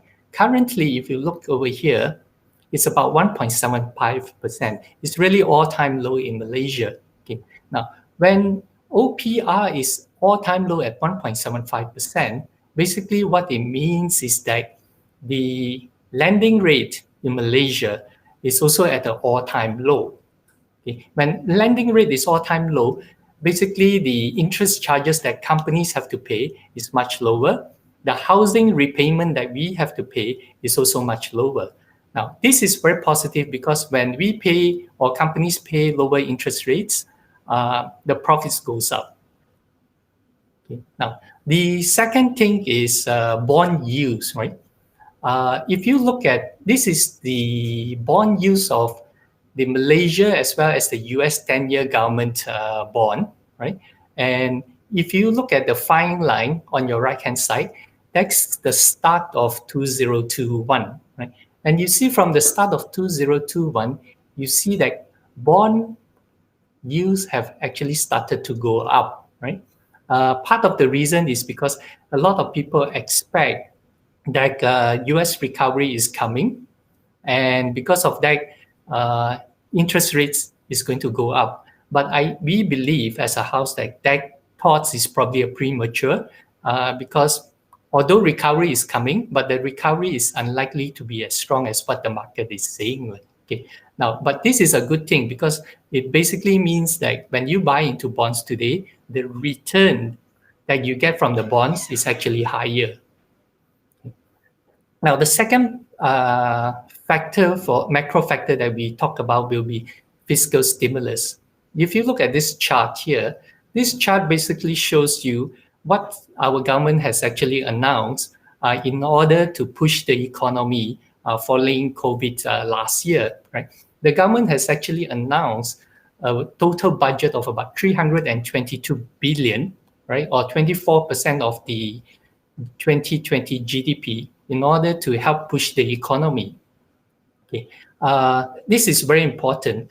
But one thing that you need to know is that the bulk of this 322 million is really money from you and I, because part of it, it constitutes money that the government allows us to take out from EPF, as well as delay the loan repayment, especially last year, right? So actual government spending is probably about 69.9 billion, right? That's about 5.3%.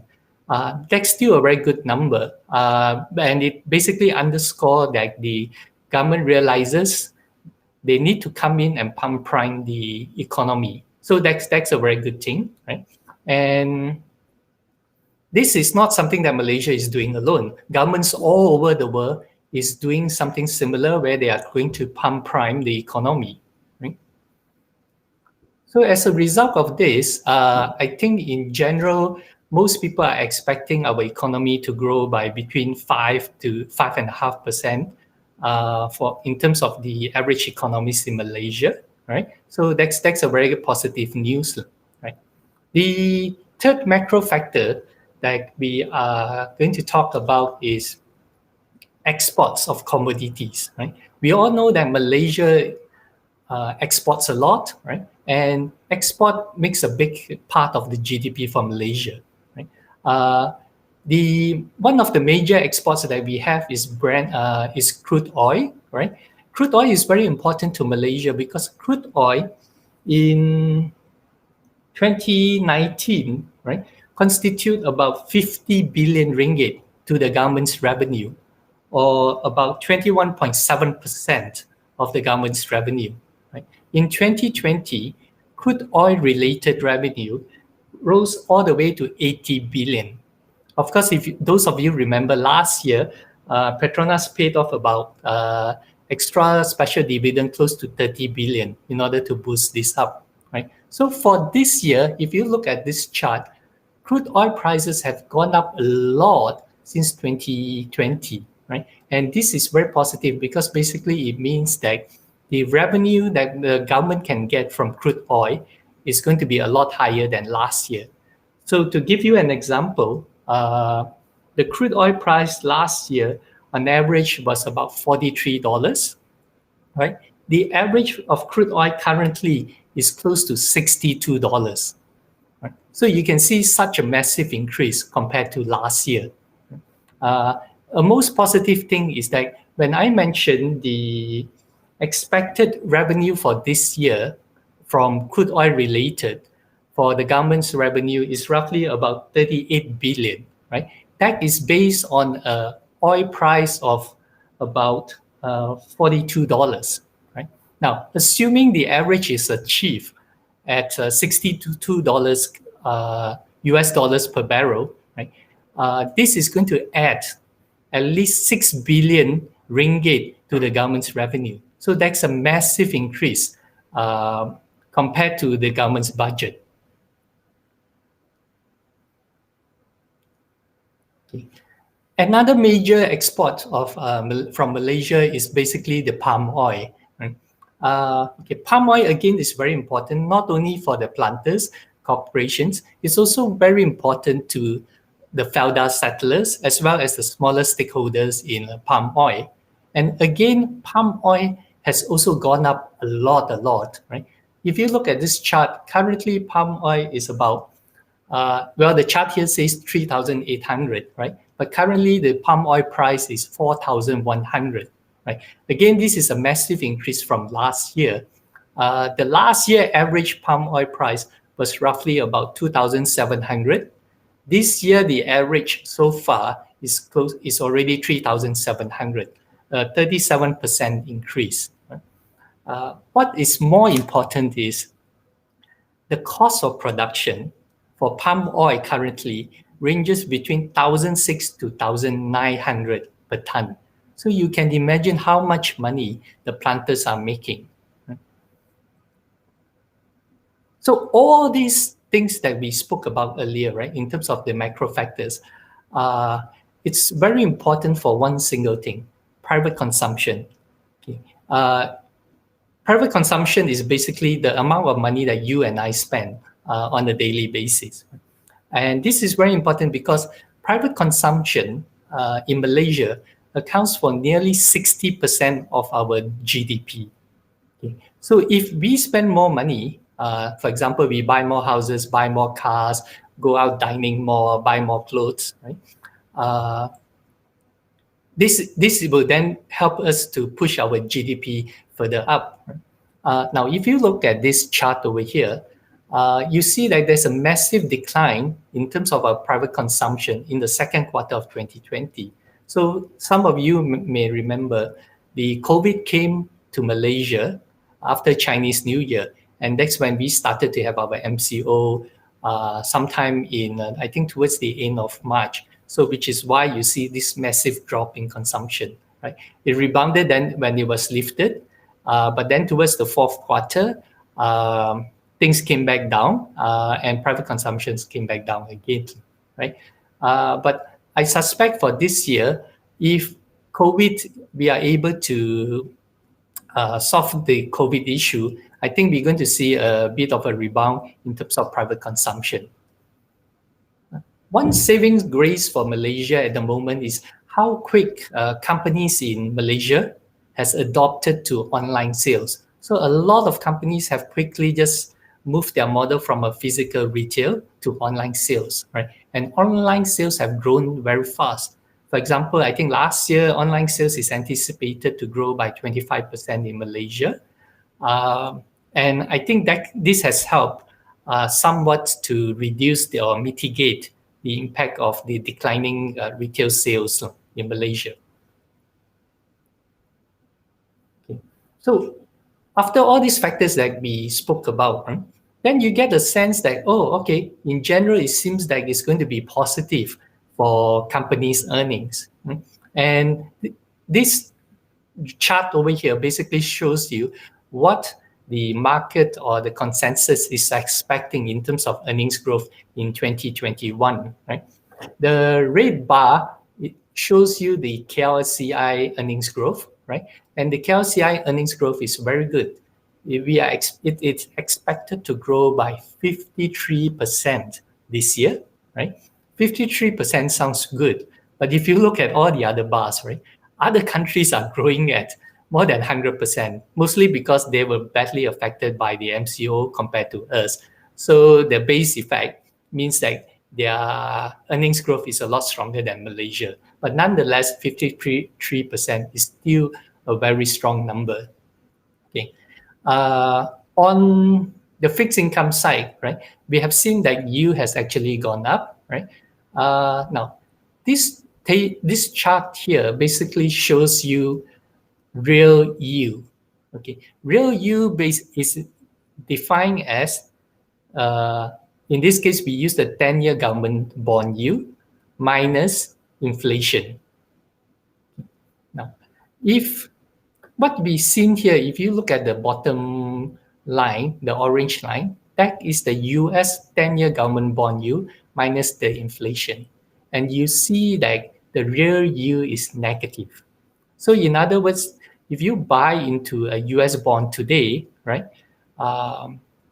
you don't hedge against inflation. In fact, you're losing money.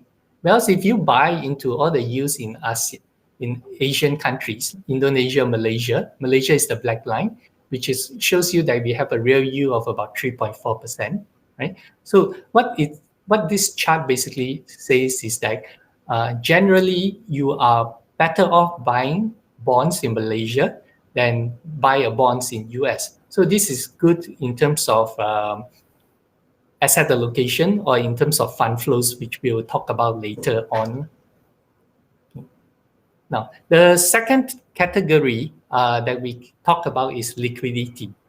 Liquidity basically means the flow of investment money from either from country to countries, from different asset classes.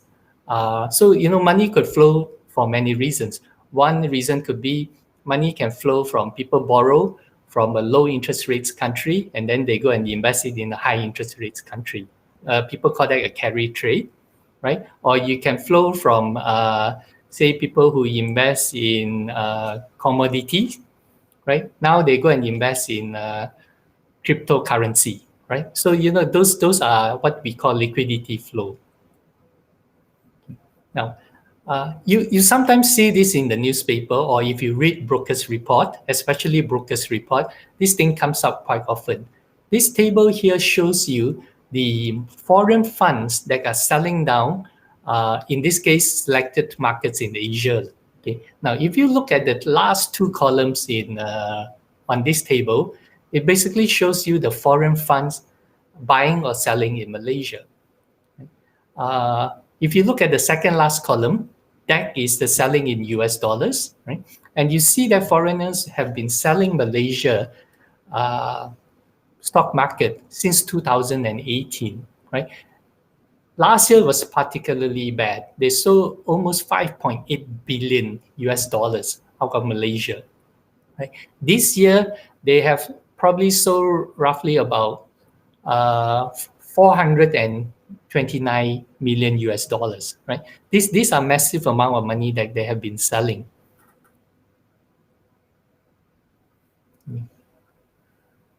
This chart basically shows you the foreign shareholdings in Malaysia, right? The current foreign shareholdings in Malaysia probably now is, this is end of February, is about 20.4. I suspect by now, because they sold at least another 300 million ringgit in April, that number would probably have dropped to about 20% currently. Right? The good thing is that although the foreigners have been selling our stock market hasn't been doing too badly.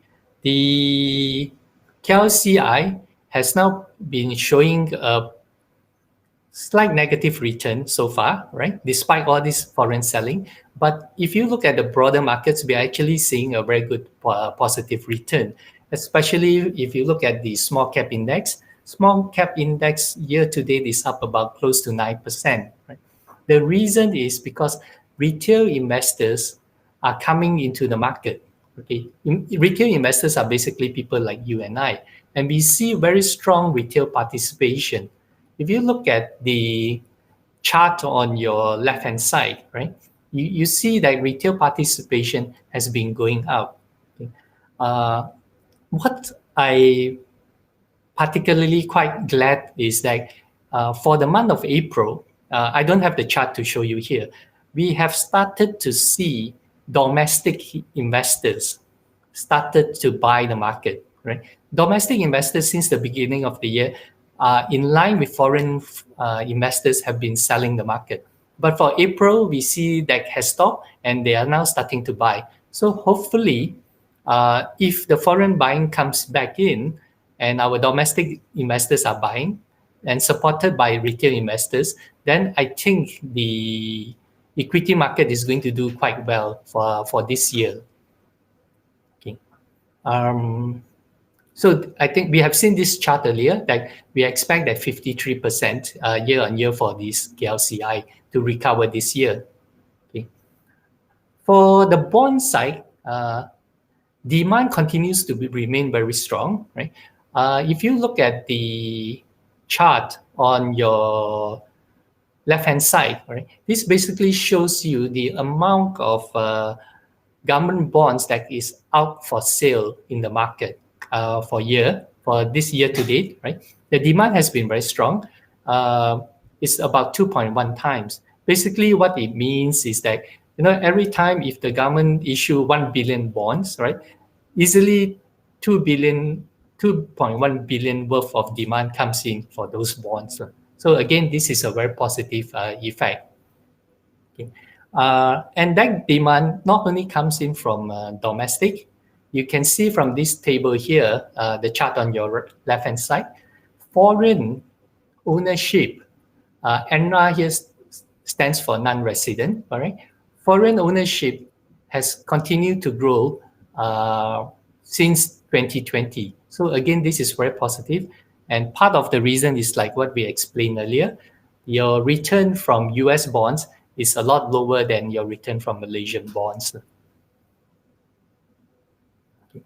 Another thing is, again, this chart is quite interesting. If you look at the chart or the table on your left-hand side, right, this part here, right, this is the impact of currency in Asia against US dollars, right? And you see that countries like Japanese yen, Thai baht, Malaysia ringgit, and so forth have been negative or weakened against the US dollars. Right? Now, if you look at this table here on the right, right, this is a consensus forecast or survey on economies on how the currencies are doing. Almost all in fact, all currencies is expected to strengthen against the US dollars, with ringgit expected to strengthen by 2.8% by end of the year. Okay. So this is basically positive in the sense that money could flow into the region if you expect the US dollars to weaken. Now, the third category is about valuation. Okay. Now, valuation for stock market, in most cases, you hear people talk about PE, which is price earnings. For those of you who are not familiar what a price earnings is, price earnings means the number of times that you pay for the profits of a company that you buy. Okay. For example, if the company makes 1 ringgit and you pay 10 ringgit for the company, your PE is 10 times, right? So that's what the PE ratio is. Okay. Another way to look at it is 10 times PE is also equal to a yield of 10%. So in other words, you will actually recoup your earnings in 10 years. Okay. Now, this chart here is very interesting in that for valuation, when we look at valuation, in most cases, valuation is not very important until it turns excessive, whether it's on the upside or on the downside. Okay. Now, this part here is going to be a little bit technical, so bear with me. Right? The red line here is the price earnings ratio of the FBM AMAS index in Malaysia. Okay. So what I've done is that for those of you who still remember your statistics, I have done a regression or a best fit line, okay, over the last 10 years from 2011 until now, right? And what I've done here is the red line is the mean, okay? The gray line here is 1 standard deviation and the green line is 2 standard deviation. Okay. Now, you pay particular attention when the PE line goes to 1 or 2 standard deviation, especially 2 standard deviation, because basically it means that chances of that happening is very rare. Okay. Now, you see that each time the PE drops below 2 standard deviation, what happens to the FBM mass index? There's a rebound, right? You see it over here. If you can see my cursor, right? You see it here, below 2 standard deviation, and the market bounce back. Again here, and the market bounce back. Over here again, right? And a massive bounce back. Now, so if you look through the current PE of the FBM mass, right, it's actually cheap because it's 1 standard deviation below its mean. Okay. Now, the same pattern you actually see. Earlier, we saw that for our mass, it goes to 2 standard deviation. But some other markets, they don't go to 2 standard deviation, but 1 standard deviation is actually good enough. So in this one, this is the MSCI Asia Pacific ex-Japan Index. Again, you see the red line, which is the PE. It touches 2 standard deviation, the index is going to bounce, right? So you see it many times. Here it almost touch 2 standard deviation, the index bounce. It comes back down, right? And then almost to 1 standard deviation, it bounces again, right? Of course, here it drops all the way of 1 standard deviation, 2 standard deviation, and then you see a quick rebound from the market. Do you see the pattern, right? So again, this helps you, helps the fund managers to have a sense when earnings are excessive. When these are very low, it basically shows us maybe it's a very good opportunity to buy the market, right? Of course, it's the other way when, let's say, the PE goes 2 standard deviation above mean, okay, maybe the market has become excessive.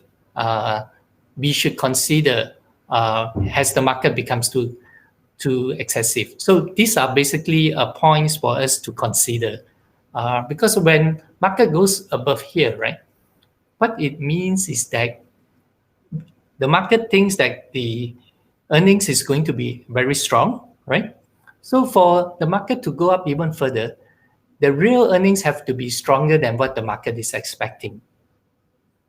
So sometimes when the real earnings comes in below what the market is expecting, then you see a disappointment, which is why that's when you see index coming down. Okay. So these are the same pattern that you see for other markets like Hang Seng, Shanghai, Thailand, Jakarta, and so forth, right?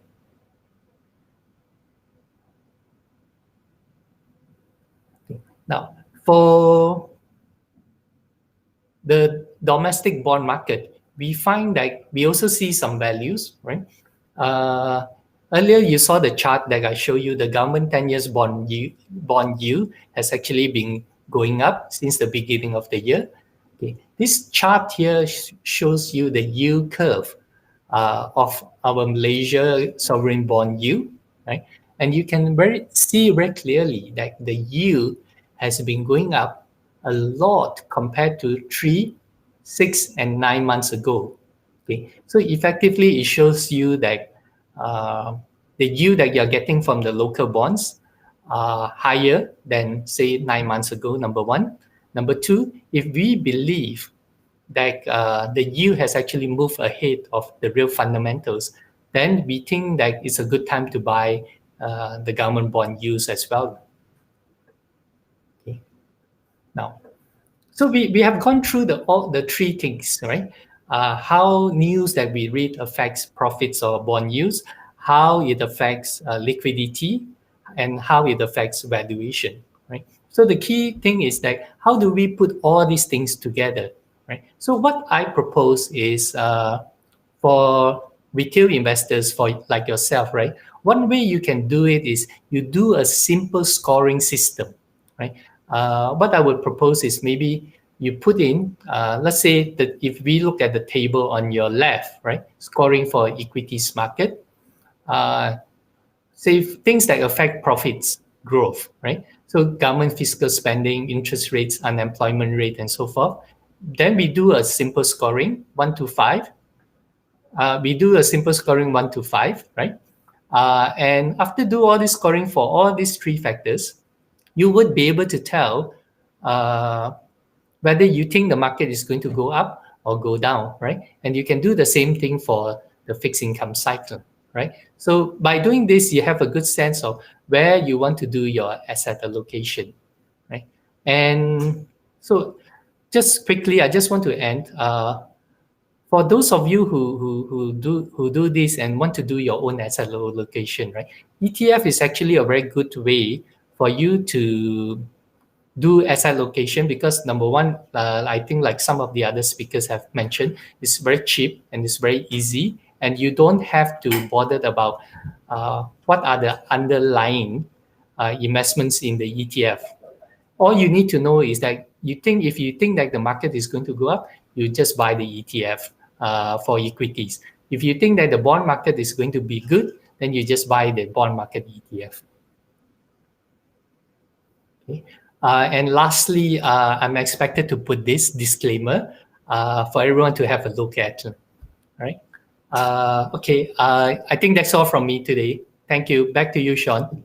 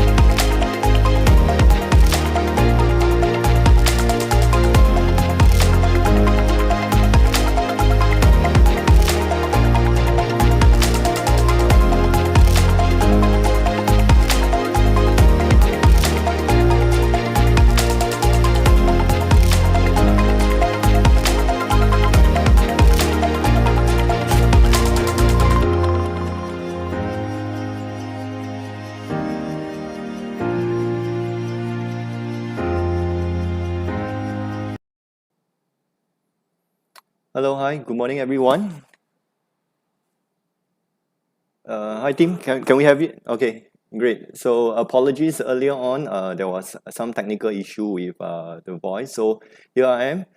Greetings to you all again, and just to quickly go through some of the key messages I have for you all, which I didn't manage to deliver it clearly earlier on because of some mic issues. But before that, there are some interesting questions that popped out throughout the day, and I would just like to address it also.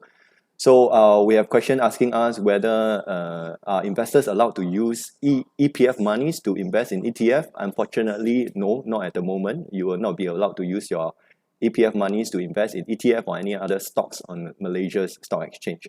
So there are also questions, when would be the inverse and leverage ETFs be made available to our clients? There are some restrictions on having that to all clients. So we are working our best to see what's the most efficient way such that eligible clients would be able to trade in such products. And of course, most importantly, a lot of investors are also asking us when we will be bringing in ETFs on other exchanges, other currencies ETFs as well. So we are working on that also. Hopefully by third quarter of this year, we'll be able to have those stocks made available to our investors in Malaysia. And there's this very interesting question from one of our client or one of the viewers, whether you can trade ETF online using CanTrade. We are not from CanTrade, so unfortunately I'm not able to answer you, but you can do it on FSMOne. If you do not have an account yet, please go ahead and open it. So today is first time we have carried out a seminar surrounding ETF. Previously, we have done seminars surrounding unit trust, and we also have seminars introducing over the counters bonds to investors. And now we are really happy to introduce to investors exchange traded funds. So we find that it's very meaningful for us to have this today is because all along we started off as a unit trust provider. So our talks centered around the products that we have. And it's meaningful today because we have just recently launched our stocks trading services. And now you can learn about ETF from this event, and immediately on Monday you can act on it with no brokerages. ETF globally has garnered a lot of followers. It has increased in popularity, and in fact, for the past 12 months to the end of March this year, ETF saw inflow of about $1 trillion US. That's a huge market. More products have been created over the past few years in the ETF space, and of course, a lot of asset management companies have started to offer passive products, ETFs also. In Malaysia, it's still at its infancy, but certainly we look forward to growing it together with Bursa further down the road. And I'm sure you have heard from the various speakers the various advantages of ETF. Of course, the most highlighted one is its lower cost compared to active funds. Other advantages includes better liquidity. You can trade it intraday, and I'm not sure if anyone mentioned yet, ETF is also good. The way I look at it is there is very little cash drag. Some of the active fund managers, they may choose to hold a bit more cash, but in terms of ETFs, they are structured such that they are always fully invested. And the good thing, really good thing is it's transparent. You are able to know what the ETF has invested into. Well, there are so many good things about the ETFs investing. I will also take the chance to highlight there are some downside to it also you have to consider, right? There's no sales charge. Investors, especially very small investors, we are talking about 100, 200 ringgit of investment amount. You really have to take into account the minimum brokerage fee for buying and selling the ETFs. And of course, in between, you have the bid-ask spread that you have to take into account as well. That's part of your transactional cost.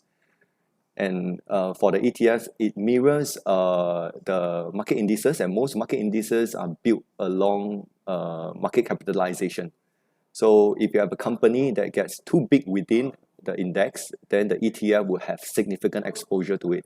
And as the company gets even more expensive, it could jolly well be that the ETF would have to put more money into it. So this is typically not something you'll find at active fund managers.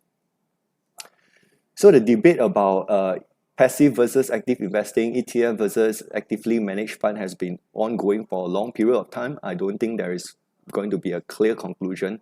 And for investors like us, we just have to take a practical view. We don't really have to, take the sides of ETFs or active fund managers. For us, whichever makes us more money after fees, then it is something that worthwhile for us to consider.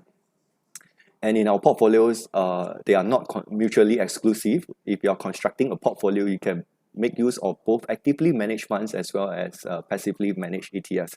In fact, in our managed portfolios in Singapore as well as Hong Kong, we do incorporate some of the ETFs into our portfolio. So what are the situations that we look at when we incorporate ETFs into our portfolio? Sometimes it's because we want a specific exposure to a very niche sector, and we are not able to find a good active fund manager who can consistently deliver better than the benchmark. So this situation would be like, for example, the semiconductor industry. So this is somewhere we have used ETF. Other areas like Chinese technology, that would be another area that we have decided to use ETF instead of actively managed fund. And if you think about regional-wise, more developed markets for the likes of Japan, we always have to contemplate, whether we should substitute ETF for actively managed fund, because it has been quite challenging to find a good fund manager who can consistently beat the index, especially in the more developed markets. So in our portfolio, which we think it is quite well constructed already, you will see both ETFs as well as actively managed funds into it. We have heard from a lot of the speakers, so I hope that you have learned a lot more about the ETFs in Malaysia and figure whether it's worthwhile to include it into your portfolio. So with that, I've come to my session, and I wish you Selamat Hari Raya in advance, and meanwhile, stay safe during the festive season. Thank you.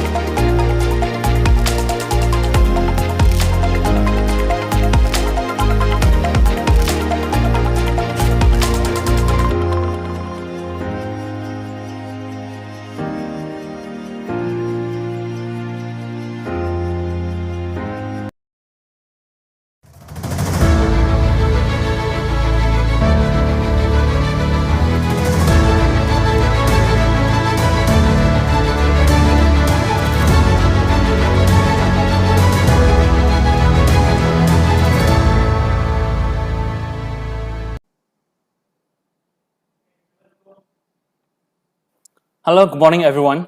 I'm Sherman. I will be your moderator for this panel discussions. Now, we all know that buying individual stocks will allow you to make a focused investment in a company or business which you really believe in. However, in contrast, most ETFs may help reduce risk and also give investors a way to so-called diversify with lesser money involved, as well as gaining exposure to sectors, regions, and also broader markets more easily. Now today in these sessions, this is a panel discussions where we already have 4 panelists online. We have Shyu from Bursa, all right, Wong from i-VCap Management Sdn Berhad, Yiwa from Funds Management Berhad, and also Choo from Affin Hwang Asset Management Berhad. So welcome to all of you. All right. So finally, we are already in this panel discussion sessions. Now, from 9 a.m. until now, we have received a lot of questions towards all the speakers regarding ETFs. Right. So at the very first place, before we move on into all these questions, now I would like to hear it from Shyu from Bursa. From a point of view as a regulator, where do you see ETFs in Malaysia's landscape? I mean, how big would they be in the next 2 to 3 years? Is there any opportunities for investors in Bursa, Malaysia, in terms of ETF investments? Shyu, over to you. Thank you, Sherman. Yes, definitely we hope ETF can be a mainstream investment for everyone. As you can see, unit trust is currently quite dominant. A lot of people invest in unit trust, and they are very familiar with unit trust. But when it comes to ETF, not much, because I guess it has to do with the distribution model here in Malaysia, where unit trust, you have the banks, the agency model, where they reach out to investors. And these are very, very well established models. But for ETF, we only have the brokers and the fund managers themselves actually doing the promoting and actively reaching out to the investors. And now we have FSMOne on board. But we definitely need more work done to educate investors. And we want to see more institutional investors in this space. And from the ETF managers' part, they also do their part, increasing the product range in terms of breadth and depth, so that investors have more options to use ETF to express their investment view. So hopefully in the coming months, years, that we will see more ETF listed in Bursa, quality products that most investors need. Okay. All right, thank you, Shyu. So just now, because I was looking through the presentations from Choo earlier, and also from Wong earlier, in Malaysia, there are only 19 ETFs, when at the same time we are comparing with other foreign exchange markets that they have about close to hundreds or thousands of ETFs available for investors. Of course, so we understand that just now you have mentioned there will be a campaign when it comes to ETF cashback. Would you be able to elaborate more for our audience today? Sure. Okay. So starting Monday, let me just pull out slides.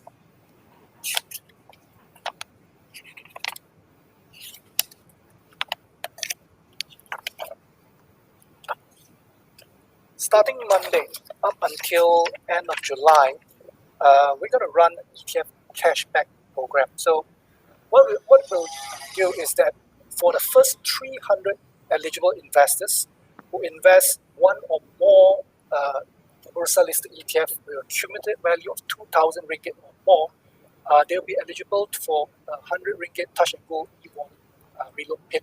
So this will be coordinated with brokers as well as even FSMOne, and the purchase investor who purchase this ETF at this criteria, they will receive this e-wallet reload pin at the end of the campaign. I see. Okay. Thank you, Shyu. Thank you very much. All right. Now, I have questions for Wong. When it comes to ETFs, do they pay dividends? If they are paying, how frequent are they paying all these dividends for our investors? Okay, thanks for the question. Generally, for equity ETF, they do pay dividend, and generally it can be annually or semi-annually. For the ETF, for the equity ETF that issued by under Kenanga, we do pay dividend once a year. I see. So is the dividend going to reflect on the ETF share price, or it is going to be credited to the clients? Yeah. So the dividend paid will be generally in cash, will be credited to the account, bank account of the all the investors, and the price will be reflected in the NAV price, in which the NAV price will be adjusted accordingly on the X date.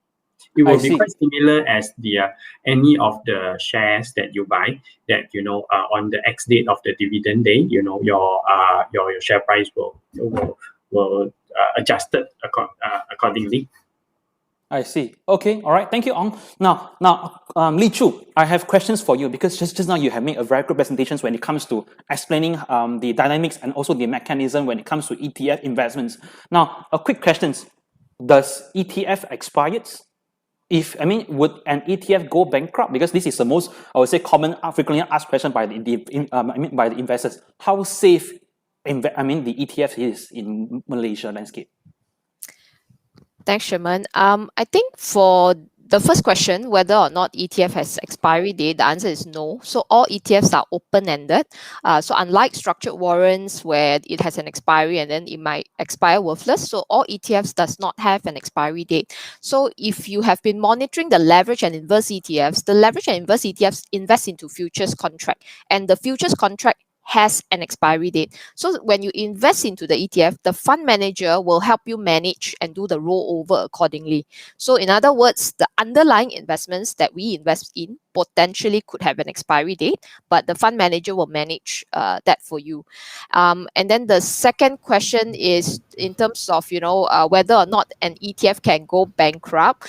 So the answer is, I guess, yes and no lah, depending on what your definition of bankrupt is, right? So first of all, the ETF can never go bankrupt like a company, but it can be delisted. So just like any unit trust fund in Malaysia, there is that potential where we can wind down or terminate that fund. So in the event, if let's say, for example, the theme of that particular ETF is no longer, current, it's outdated, and it may have been gone with season, then there's that potential of the fund manager wanting to delist a particular fund. So when delisting happens, as an investor, you get back the NAV of the fund, so you don't get back like zero lah, unless of course the underlying companies within that particular ETF all goes default at the same time. Then that the bankruptcy thing will kick in lah. But definitely the possibility for an ETF to go bankrupt is very minimal from your answers, right? Yeah, I would say so. I see. Great. Now, I would like to ask Iwa. So just now, some of our audiences, they did post some of the questions saying that what kind of mindset do I need to have before buying an ETFs? If let us say if I'm a conservative client, balanced client, or aggressive client, how would ETF add values into my portfolio? Iwa, I would like to hear it from you. The simple answer to that is if you buy into ETF, you don't have to make a decision on what are the underlying instruments that make up the ETF. You just need to understand where you think the market is going to head to, right? So say, for example, if you like China A shares, right? You think China A is going to do very well, or if you think Malaysian bond is going to do very well, and you don't know what shares to buy, or you don't want the headache to know what shares to buy, you just buy this ETF, right? So you have two options.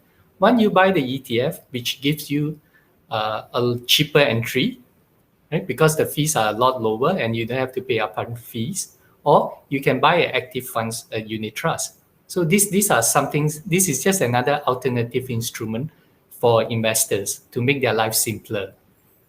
I see. Now, so you were saying that, if you were to, investing into an ETF is actually way more passive and it's more hassle-free, and it kind of complementing everyone's investment portfolio. Now, I would like to hear it from Ong, from i-VCap. Now, where do you stand in this?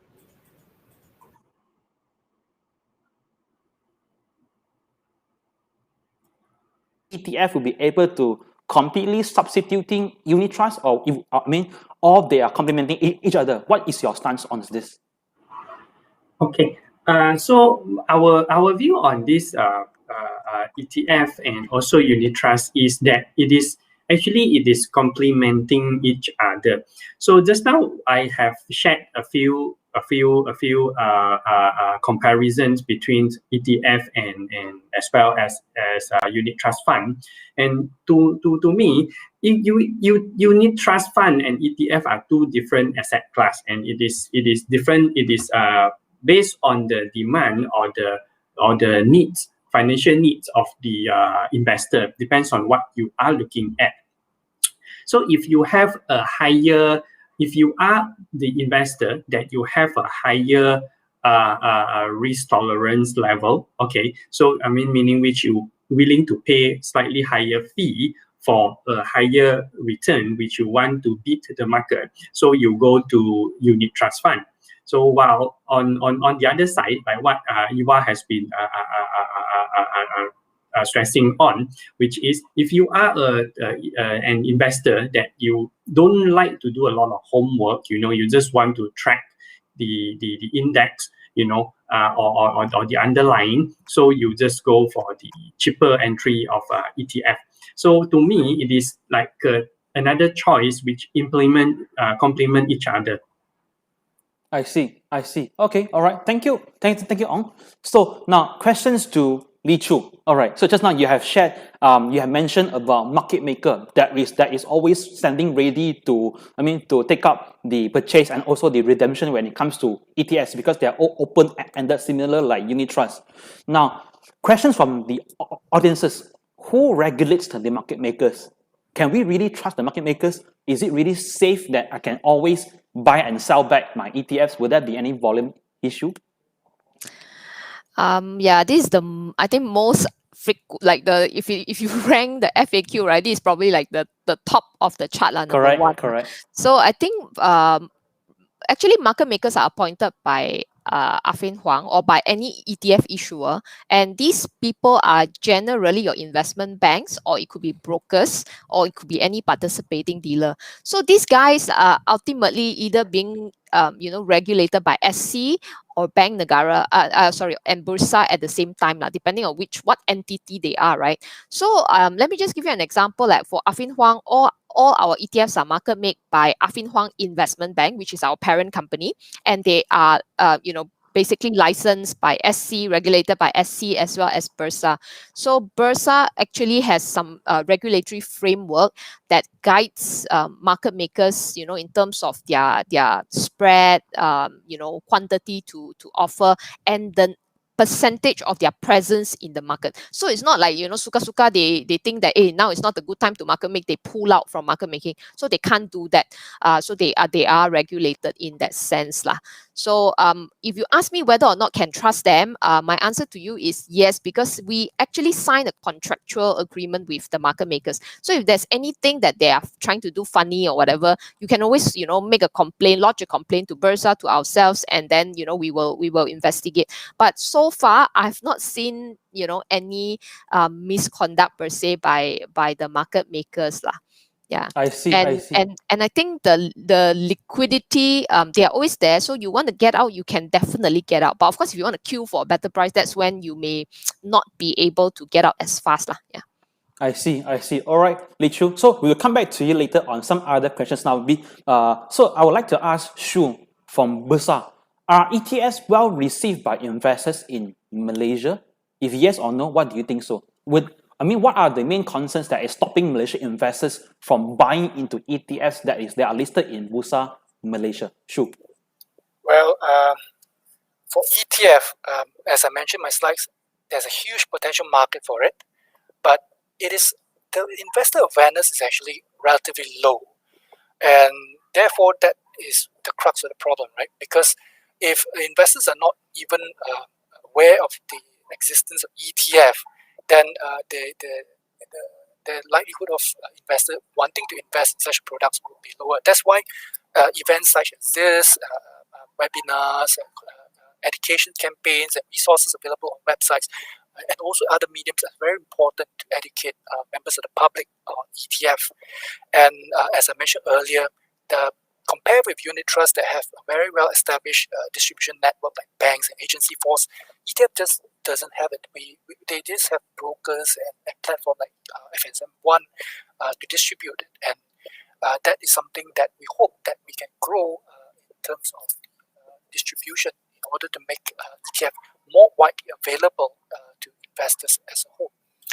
And as covered previously by many of the speakers just now, there are much benefit to invest in ETF compared to, let's say, unit trusts. And these are things that need to be communicated better so that investors are aware. I'm not saying that investors must invest or should invest in ETF. It's just that they should have the information available to them, and then they can make a better informed decision. I see.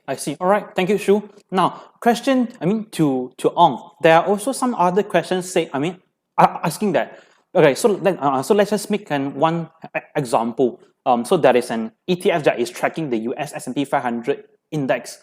Whenever the index make a gain, let's just say 5.0% last night, overnight, but somehow, how come in the next trading day in Bursa Malaysia, the ETF that is supposed to track the performance of the S&P 500 index, why is it not moving? Would it be able to explain this phenomenon in the markets? Okay, so there are two parts on how we can look at this assumption. So technically, when I have an ETF that tracks a particular index, say for example S&P 500, so if they go up by 5%, like what you mentioned, theoretically it should go up by 5%, but generally you will not see the NAV reflect the exact 5%. There are slight difference. It won't be like I think like your assumption of not moving at all. I think may not be the case for the NAV, because the NAV will somehow reflect it, but it will not be the exactly the same, because when an ETF try to track an index, it will always be some differences, because like this is what we call tracking error, because there will be a small component of cash component in the ETF funds, which we cannot 100% replicate or track the index perfectly 100%. It will be like a 98% or 90, 95%, 96%, depends on the structure of the ETF. So for the NAV, it will reflect somehow will be very similar, and also because of the fee component inside that, because ETF will have some fee component like the index fees, management fees, and all that, which will be deducted from the NAV on daily basis. So it will be slightly different. And the second thing that we can have generally from how the investor look at it is that the price, trading price, and I'm not talking about the NAV price, but trading price. When it comes to ETF, there are always two things that we need to look at. One is the NAV price and the market price, which is traded on the exchange. The NAV price may reflect the up by 5%, but as what you all know, that ETF is listed and traded on exchange. When traded on exchange, it simply means the market force, which is the demand and supply that decide the market price. NAV price can reflect the 5% up, but if all the market player or investors thinks that US market is going to drop soon, or tonight, because of up 5% overnight, and tonight, is going to retract back, to retrace back. So in this case, the market demand and supply will make will press the price down. Then maybe it will reflect only a 3% upside. So this is the scenario. Now, so what you are trying to say here is there is a possible scenario where market could be going up, but at the end of the day, the ETF pricing could go lower because of market mechanism in terms of demand and supply in the markets, right? Yes or no. It will be slightly different from the NAV price, but it won't go very far. You will not see the scenario like the underlying index up 5% while my ETF price trading on the market down 5%. You won't see. The reasons is because they are always, like what Choo has mentioned also, they are always the market maker there, that they put the offer and bid very close to the NAV price, because for the market maker, they are willing to take the shares or buy the unit that very close to, if there is trading slightly below the NAV price for them, because in long run they always buy slightly lower and sell slightly higher than the NAV price as a form of providing liquidity and also make the profit. So in this case, when the market go down very low, the market maker will see this as an opportunity, because there is an arbitrage, between the NAV price and the market price. And that's where the market maker or any other investors that will come in and fill the gap and take the price. So yeah. Okay, thank you, Ong. That is a very comprehensive and also, and a very complete answers when it comes to addressing the issues when it comes to asking on the market makers how credible are they. So, Choo. Sorry, Sherman, can I just jump in on Ong's answer? Okay, I think sure. other than the tracking, right, there is also another factor that investors need to take into account. The fact that, for example, if you're talking about S&P 500, the S&P 500 futures is actually traded 24/7. So even though the US market may close up, say 5%, but when the futures S&P futures is being traded during the Asian hours by the Japanese, by everybody else, right, then there could potentially be there could be some expectation that was built in that it will open lower and things like that. So therefore, the market makers pricing on that ETF could potentially be lower mostly impacted by the S&P 500 futures trading at that point in time. Yeah. Understand. Now, Choo, I know your answers are always very layman. Now, I think the ultimate questions is always is that can the market makers take advantage of investors, or do they have to follow what is going on in the markets because investors do not want to be exploited by the market makers? Would that happen? So far, I've only seen retail investors exploiting other retail investors. Same goes to Warren, yeah, because like I said just now in one of my slides, I did flash out that market makers are not there 24/7. So as much as they try their best to be there, they may not be able to. Like, for example, S&P New China ETF, right, is traded basically, Hong Kong shares, right? So Hong Kong only opens at 9:30. So between 9 and 9:30, our market makers are not market making. So, but you will see quotes between 9 to 9:30, and those are quotes by retail investors.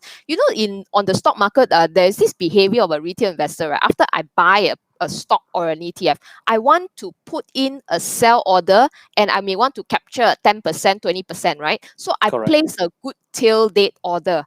So this order will definitely pop up, right? So then end up investors will buy at a premium, and because they are not taking the market maker's price, then they were taken advantage by another retail investors. So which is why just now, in my slides, I also said, go to IOPV. Bursa Marketplace has provided you a very good informative data. So check the IOPV before you buy. So I realized it because my own brother asked him to buy, and then the next morning, 9 o'clock, he go and buy already. Then I realized, hey, why you go and buy at that time, So that's what I have been always telling retail investors to always take note of this point. Understand. Now, I have questions towards you all right? Within AmFund's management product offering, there are ABF Malaysia Bond Index Fund together with FTSE Russell Bursa Malaysia KLCI ETF, which is focusing on the big caps. Now, would there be is there any plans from AmFunds to include small cap index ETFs? And what is the opportunities that you see within big caps? Why is it so important to have, to consider this ETF? Just for your information, the AmFunds is one of the largest ETF provider in the country. For example, our ETF bond funds, our AUM is 1.6 billion. So that's a very substantial amount of money. So part of the reason why we are using the big caps at this point in time is mostly, number one, it's easier, it's more liquid. So for us to trade in and out. So obviously, at this point in time, we do not have concrete plans for other ETF. But obviously, if the demand is there, then obviously this is something that we will look at. I see. All right. So with regards to Malaysia big cap and small cap, what are the so-called underlying opportunities within Malaysia big caps? Do you see? What is your stance? What is your views towards Malaysia banking counters? And also, I think a lot of audiences they also wanted to know is the so-called glove makers trend are still intact right now? Oh, okay. The biggest component, let's say in KLCI, are the bank stocks. Like for example, Public Bank is probably close to 12% of the KLCI index, and Maybank is 9%. Right? We at this point in time we are positive on the banks, mostly because we think that the banks makes for very good recovery play, and a lot of the banks are trading at very good at low valuation. So generally, we think that the dividend payment is going to come through again. So we are comfortable with the banks. For Glove, we are less positive at this point in time. We invested in Glove, so we make a lot of money in Glove. But for Glove stock this time around, we suspect, again, it depends on how this COVID-19 is going to play out. But for the current information that we have, we believe that the ASP, the average selling price for Glove, is probably going to be trending down moving forward. So the earnings growth might not be as strong as what most people anticipate. Okay, but again, this is something that we are closely monitoring, so that if we see strength back in terms of the average selling price of Glove, then obviously this is something that we relook at our view. Other than that, what is your views towards the plantation sectors? Because recently we saw rising commodity prices. Would that be beneficial for our local commodity counters at the same time? Well, I mean, the straight answer is yes. I mean, higher selling price is good for planters. I mean, the current selling price of planters is about 4,001.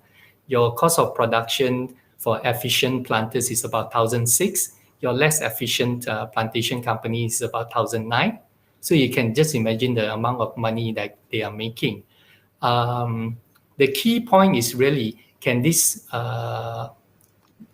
average selling price sustainable? We believe that we're still going to get not extraordinary. We think that the selling price is going to normalize going forward, but we will continue to see a very good price way above the production cost, right? So the key thing again to look at is the valuation of these companies, whether these are cheap, because the fundamentals is good. There's nothing to doubt, that these companies are making money. It's really, are we overpaying for it? So this is something we actively manage. I see. All right. Thank you, Iwa. All right. Now, questions to Ong. Similar, I mean, also on the opportunities within the market. Now, we know that i-VCap, they're offering MY ETF, MSCI, Southeast Asia Islamic Dividend ETFs. Now, this is available in Bursa, Malaysia via FSMOne at the same time. So now, other than Malaysia, what are the other investment opportunities within the Southeast Asia countries? I mean, what is the exposure from these ETFs? What are the so-called returns? What kind of returns that investors will be able to expect from this ETF? What is your view from i-VCap?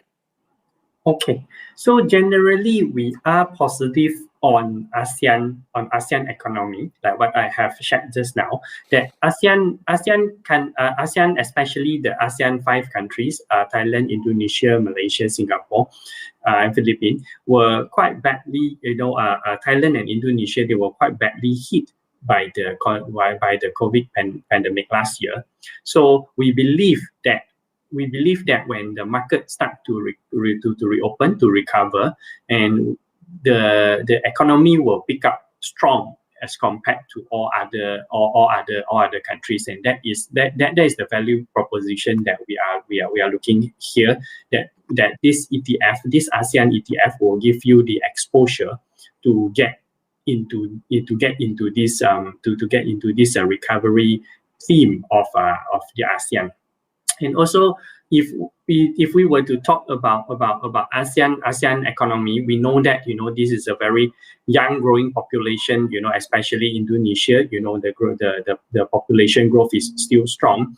That in longer run, and they will provide a very robust growth opportunity in Indonesia, and as well as for Thailand, because of the recovery in their tourism segment. And Malaysia, I think we already heard enough of Malaysia from all other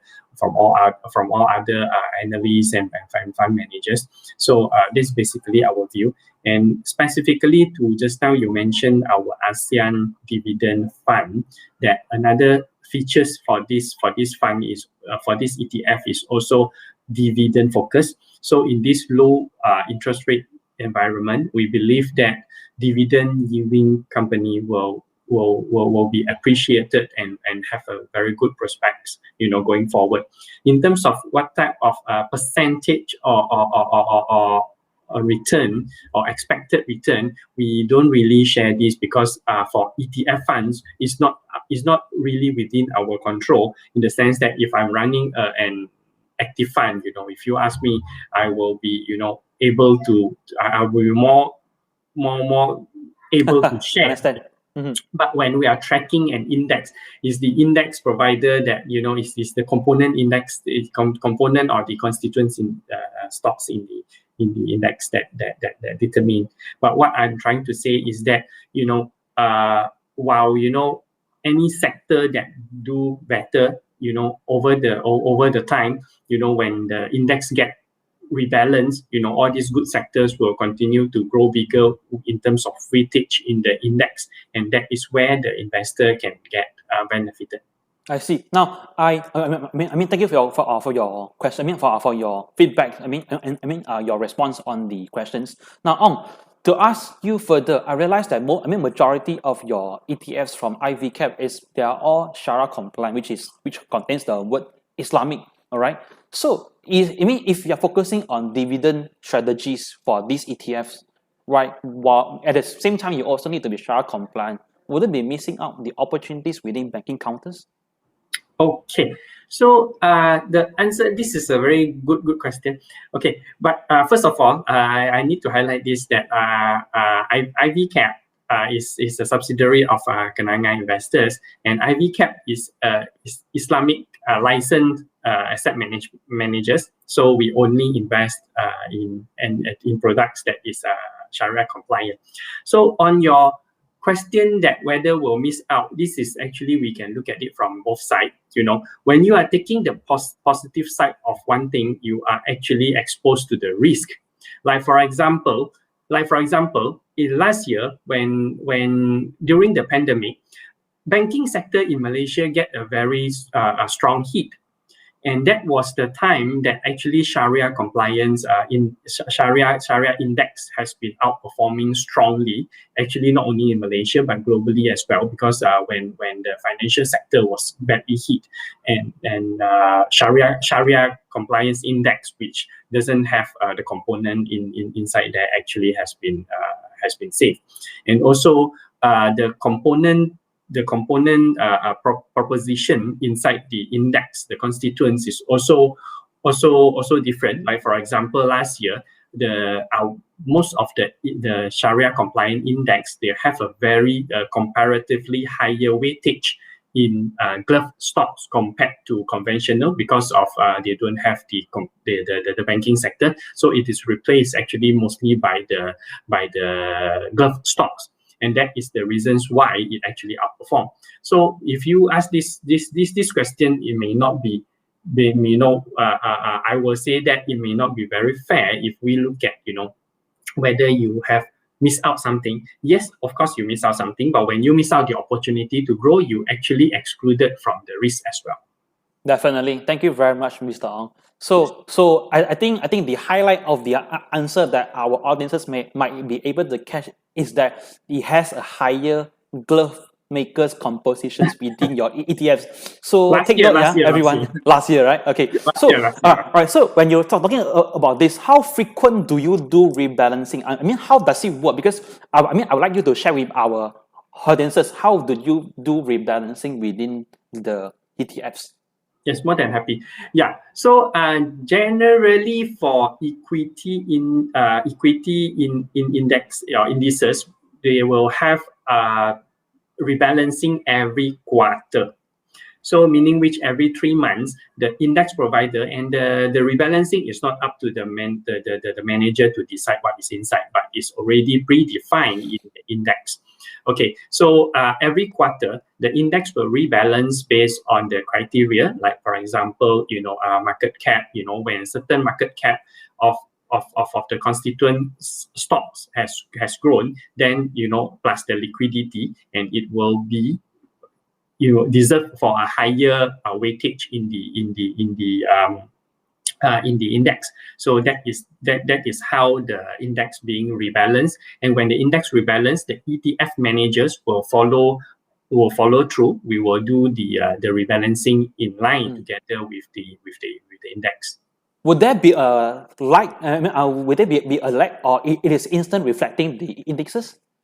Okay, so generally how we do is that we will do on the same day, because for ETF, for the ETF managers, we know what will be the component pre and post rebalancing. The index provider will, when we subscribe to the index license, they will provide us with that information. So as ETF managers, we will prepare and we will do our rebalancing on the same day. And of course, it will be sometimes for the stocks that is slightly is less liquid, we may not be able to get exactly the same price as the closing price of the rebalancing day.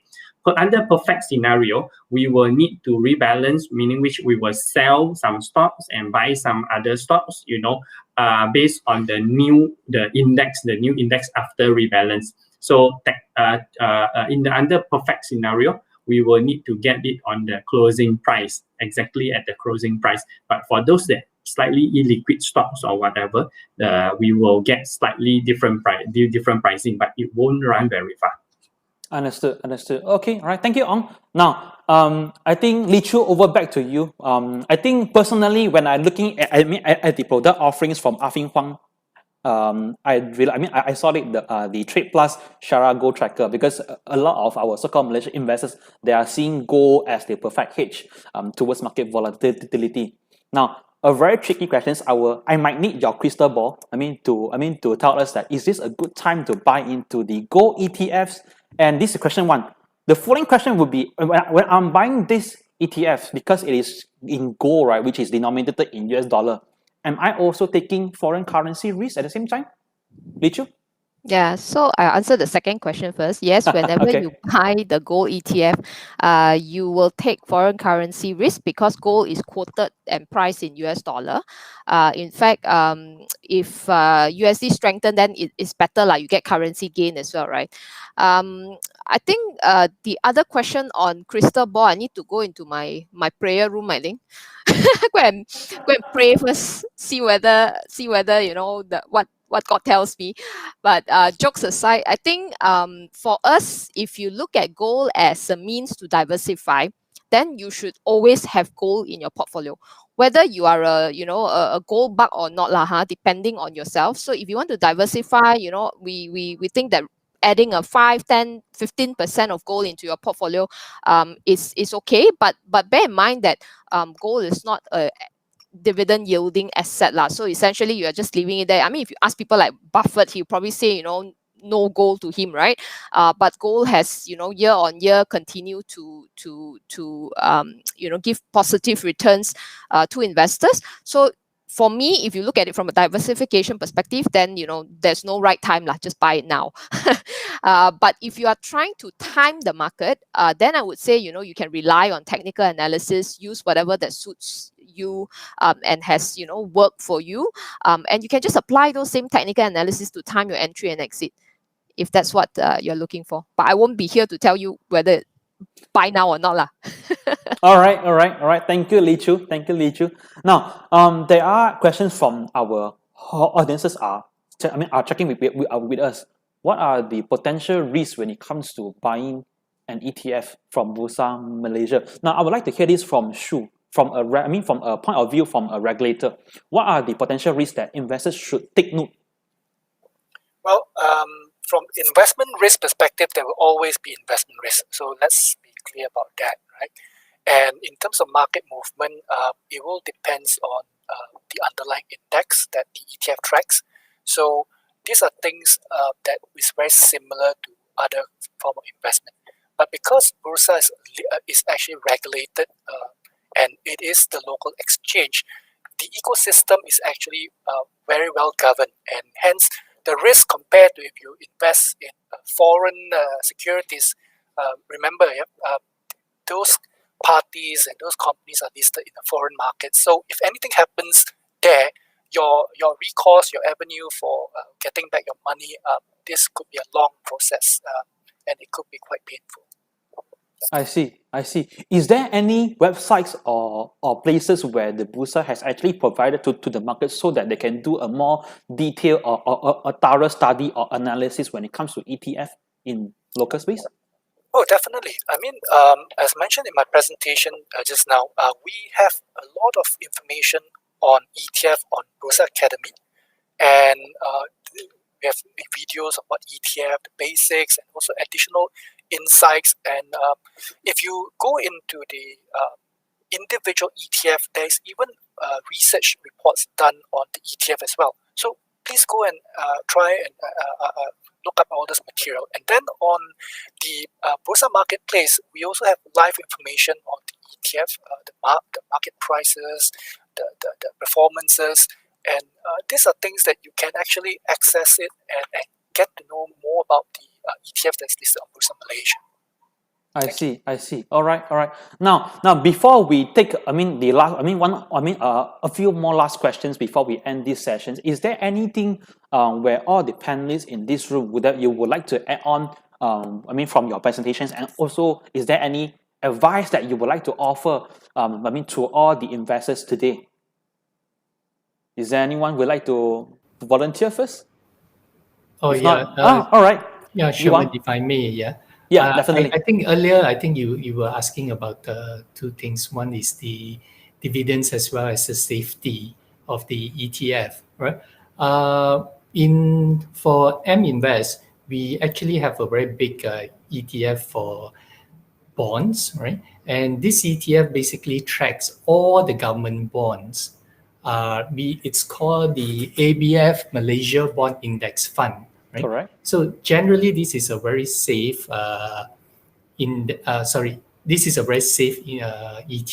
because basically we just buy government bonds as well as quasi bonds, right? And the dividend return has been quite decent, right? Last year the dividend distribution was about 4.9%, right? So this kind of ETF is very suitable for investors who currently park their money in FD and who would like to get a better return, because I think FD now you probably get about 1.7% to less than 2%, right?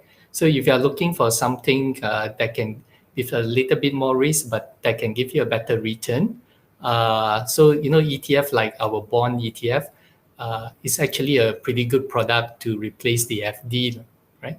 Then to add on to what Shyu was saying, in terms of safety for all these ETF, the ETF we don't take the money from all these ETF. It's all being held by the trustees, right? So in other words, the safety net is there, and trustee most of the time are the banks, right? And the money in all these trustee are ring fence, right?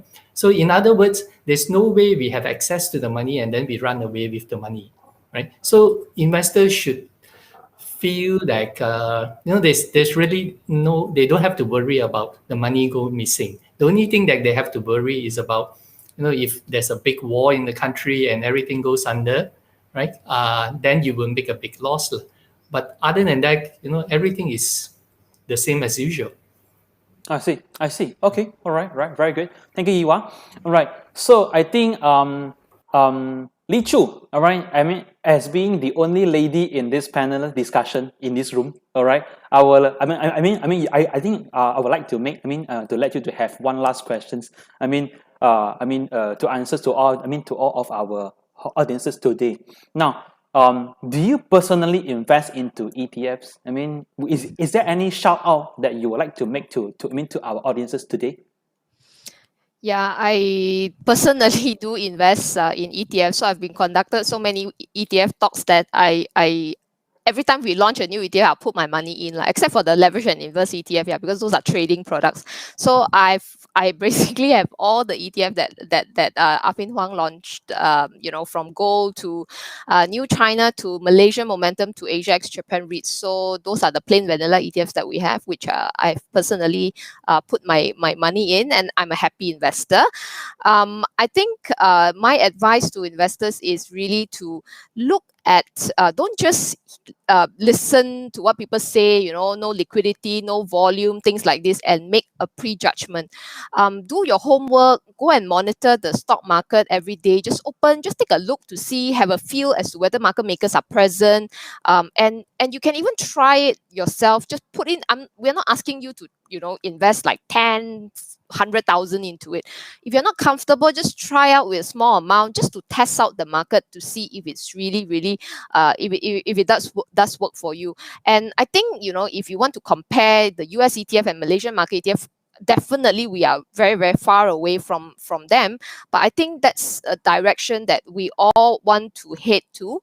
And looking out may not necessarily mean the best, right? Even though they could be the cheapest, but at the end of the day, if you add on all your spreads to exchange your currency, and other costs, it may potentially add up to more or less about the same cost that you pay in Malaysia.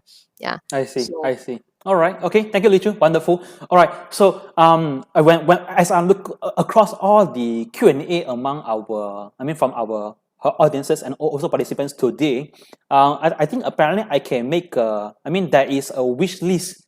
There is a shout out to all the ETF providers in Malaysia and also to Bursa. I think there is growing interest when it comes to ETFs that is specializing in semiconductor sectors, even cryptocurrencies. I'm seeing Bitcoin right now. Some of the other sectorial play ETFs. Those are the wish lists. Those are the so-called the feedback from the general investors in Malaysia. So all of you, please try to. We need your help. To bring in more, product offerings when it comes to, to complement the ETF markets at the end of the day. All right. Okay. So thank you everyone. Thank you all the audiences for your good questions. I think we have learned a little bit more, much more from all of our panelists and also from the regulators itself today. All right. So with that, I would like to end my sessions. But please stay with us because there will be some sweet deals to be announced in our closing remarks. Please stay with us. Thank you very much. Thank you for joining these panel discussion sessions. Thank you. Thank you, everyone. Thank you, everyone.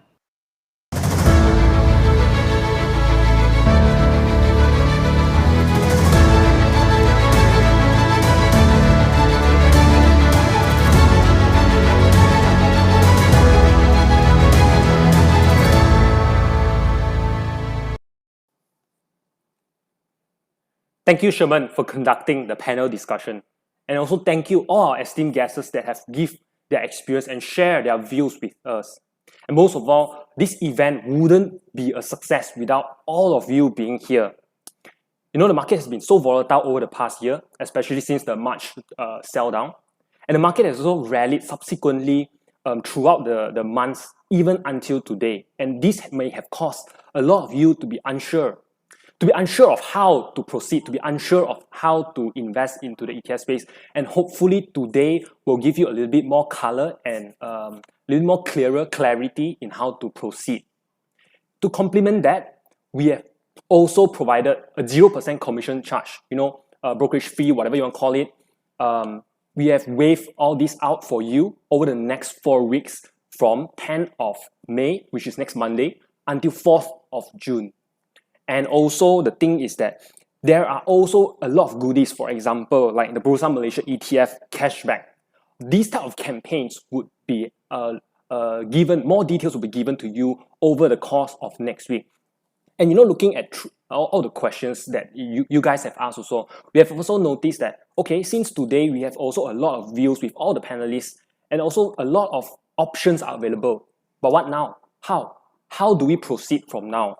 So at FSMOne, our research team has actually conducted a lot of research into all these areas. For example, if let's say every month we would do something called an ETF choice, in which we would issue a market report. For example, so what's the macro looks like for the China market, and perhaps some of the potential ETF that you can invest in to gain exposure into these types of markets. So that is one area which could give you an idea or give you a direction in where to look at.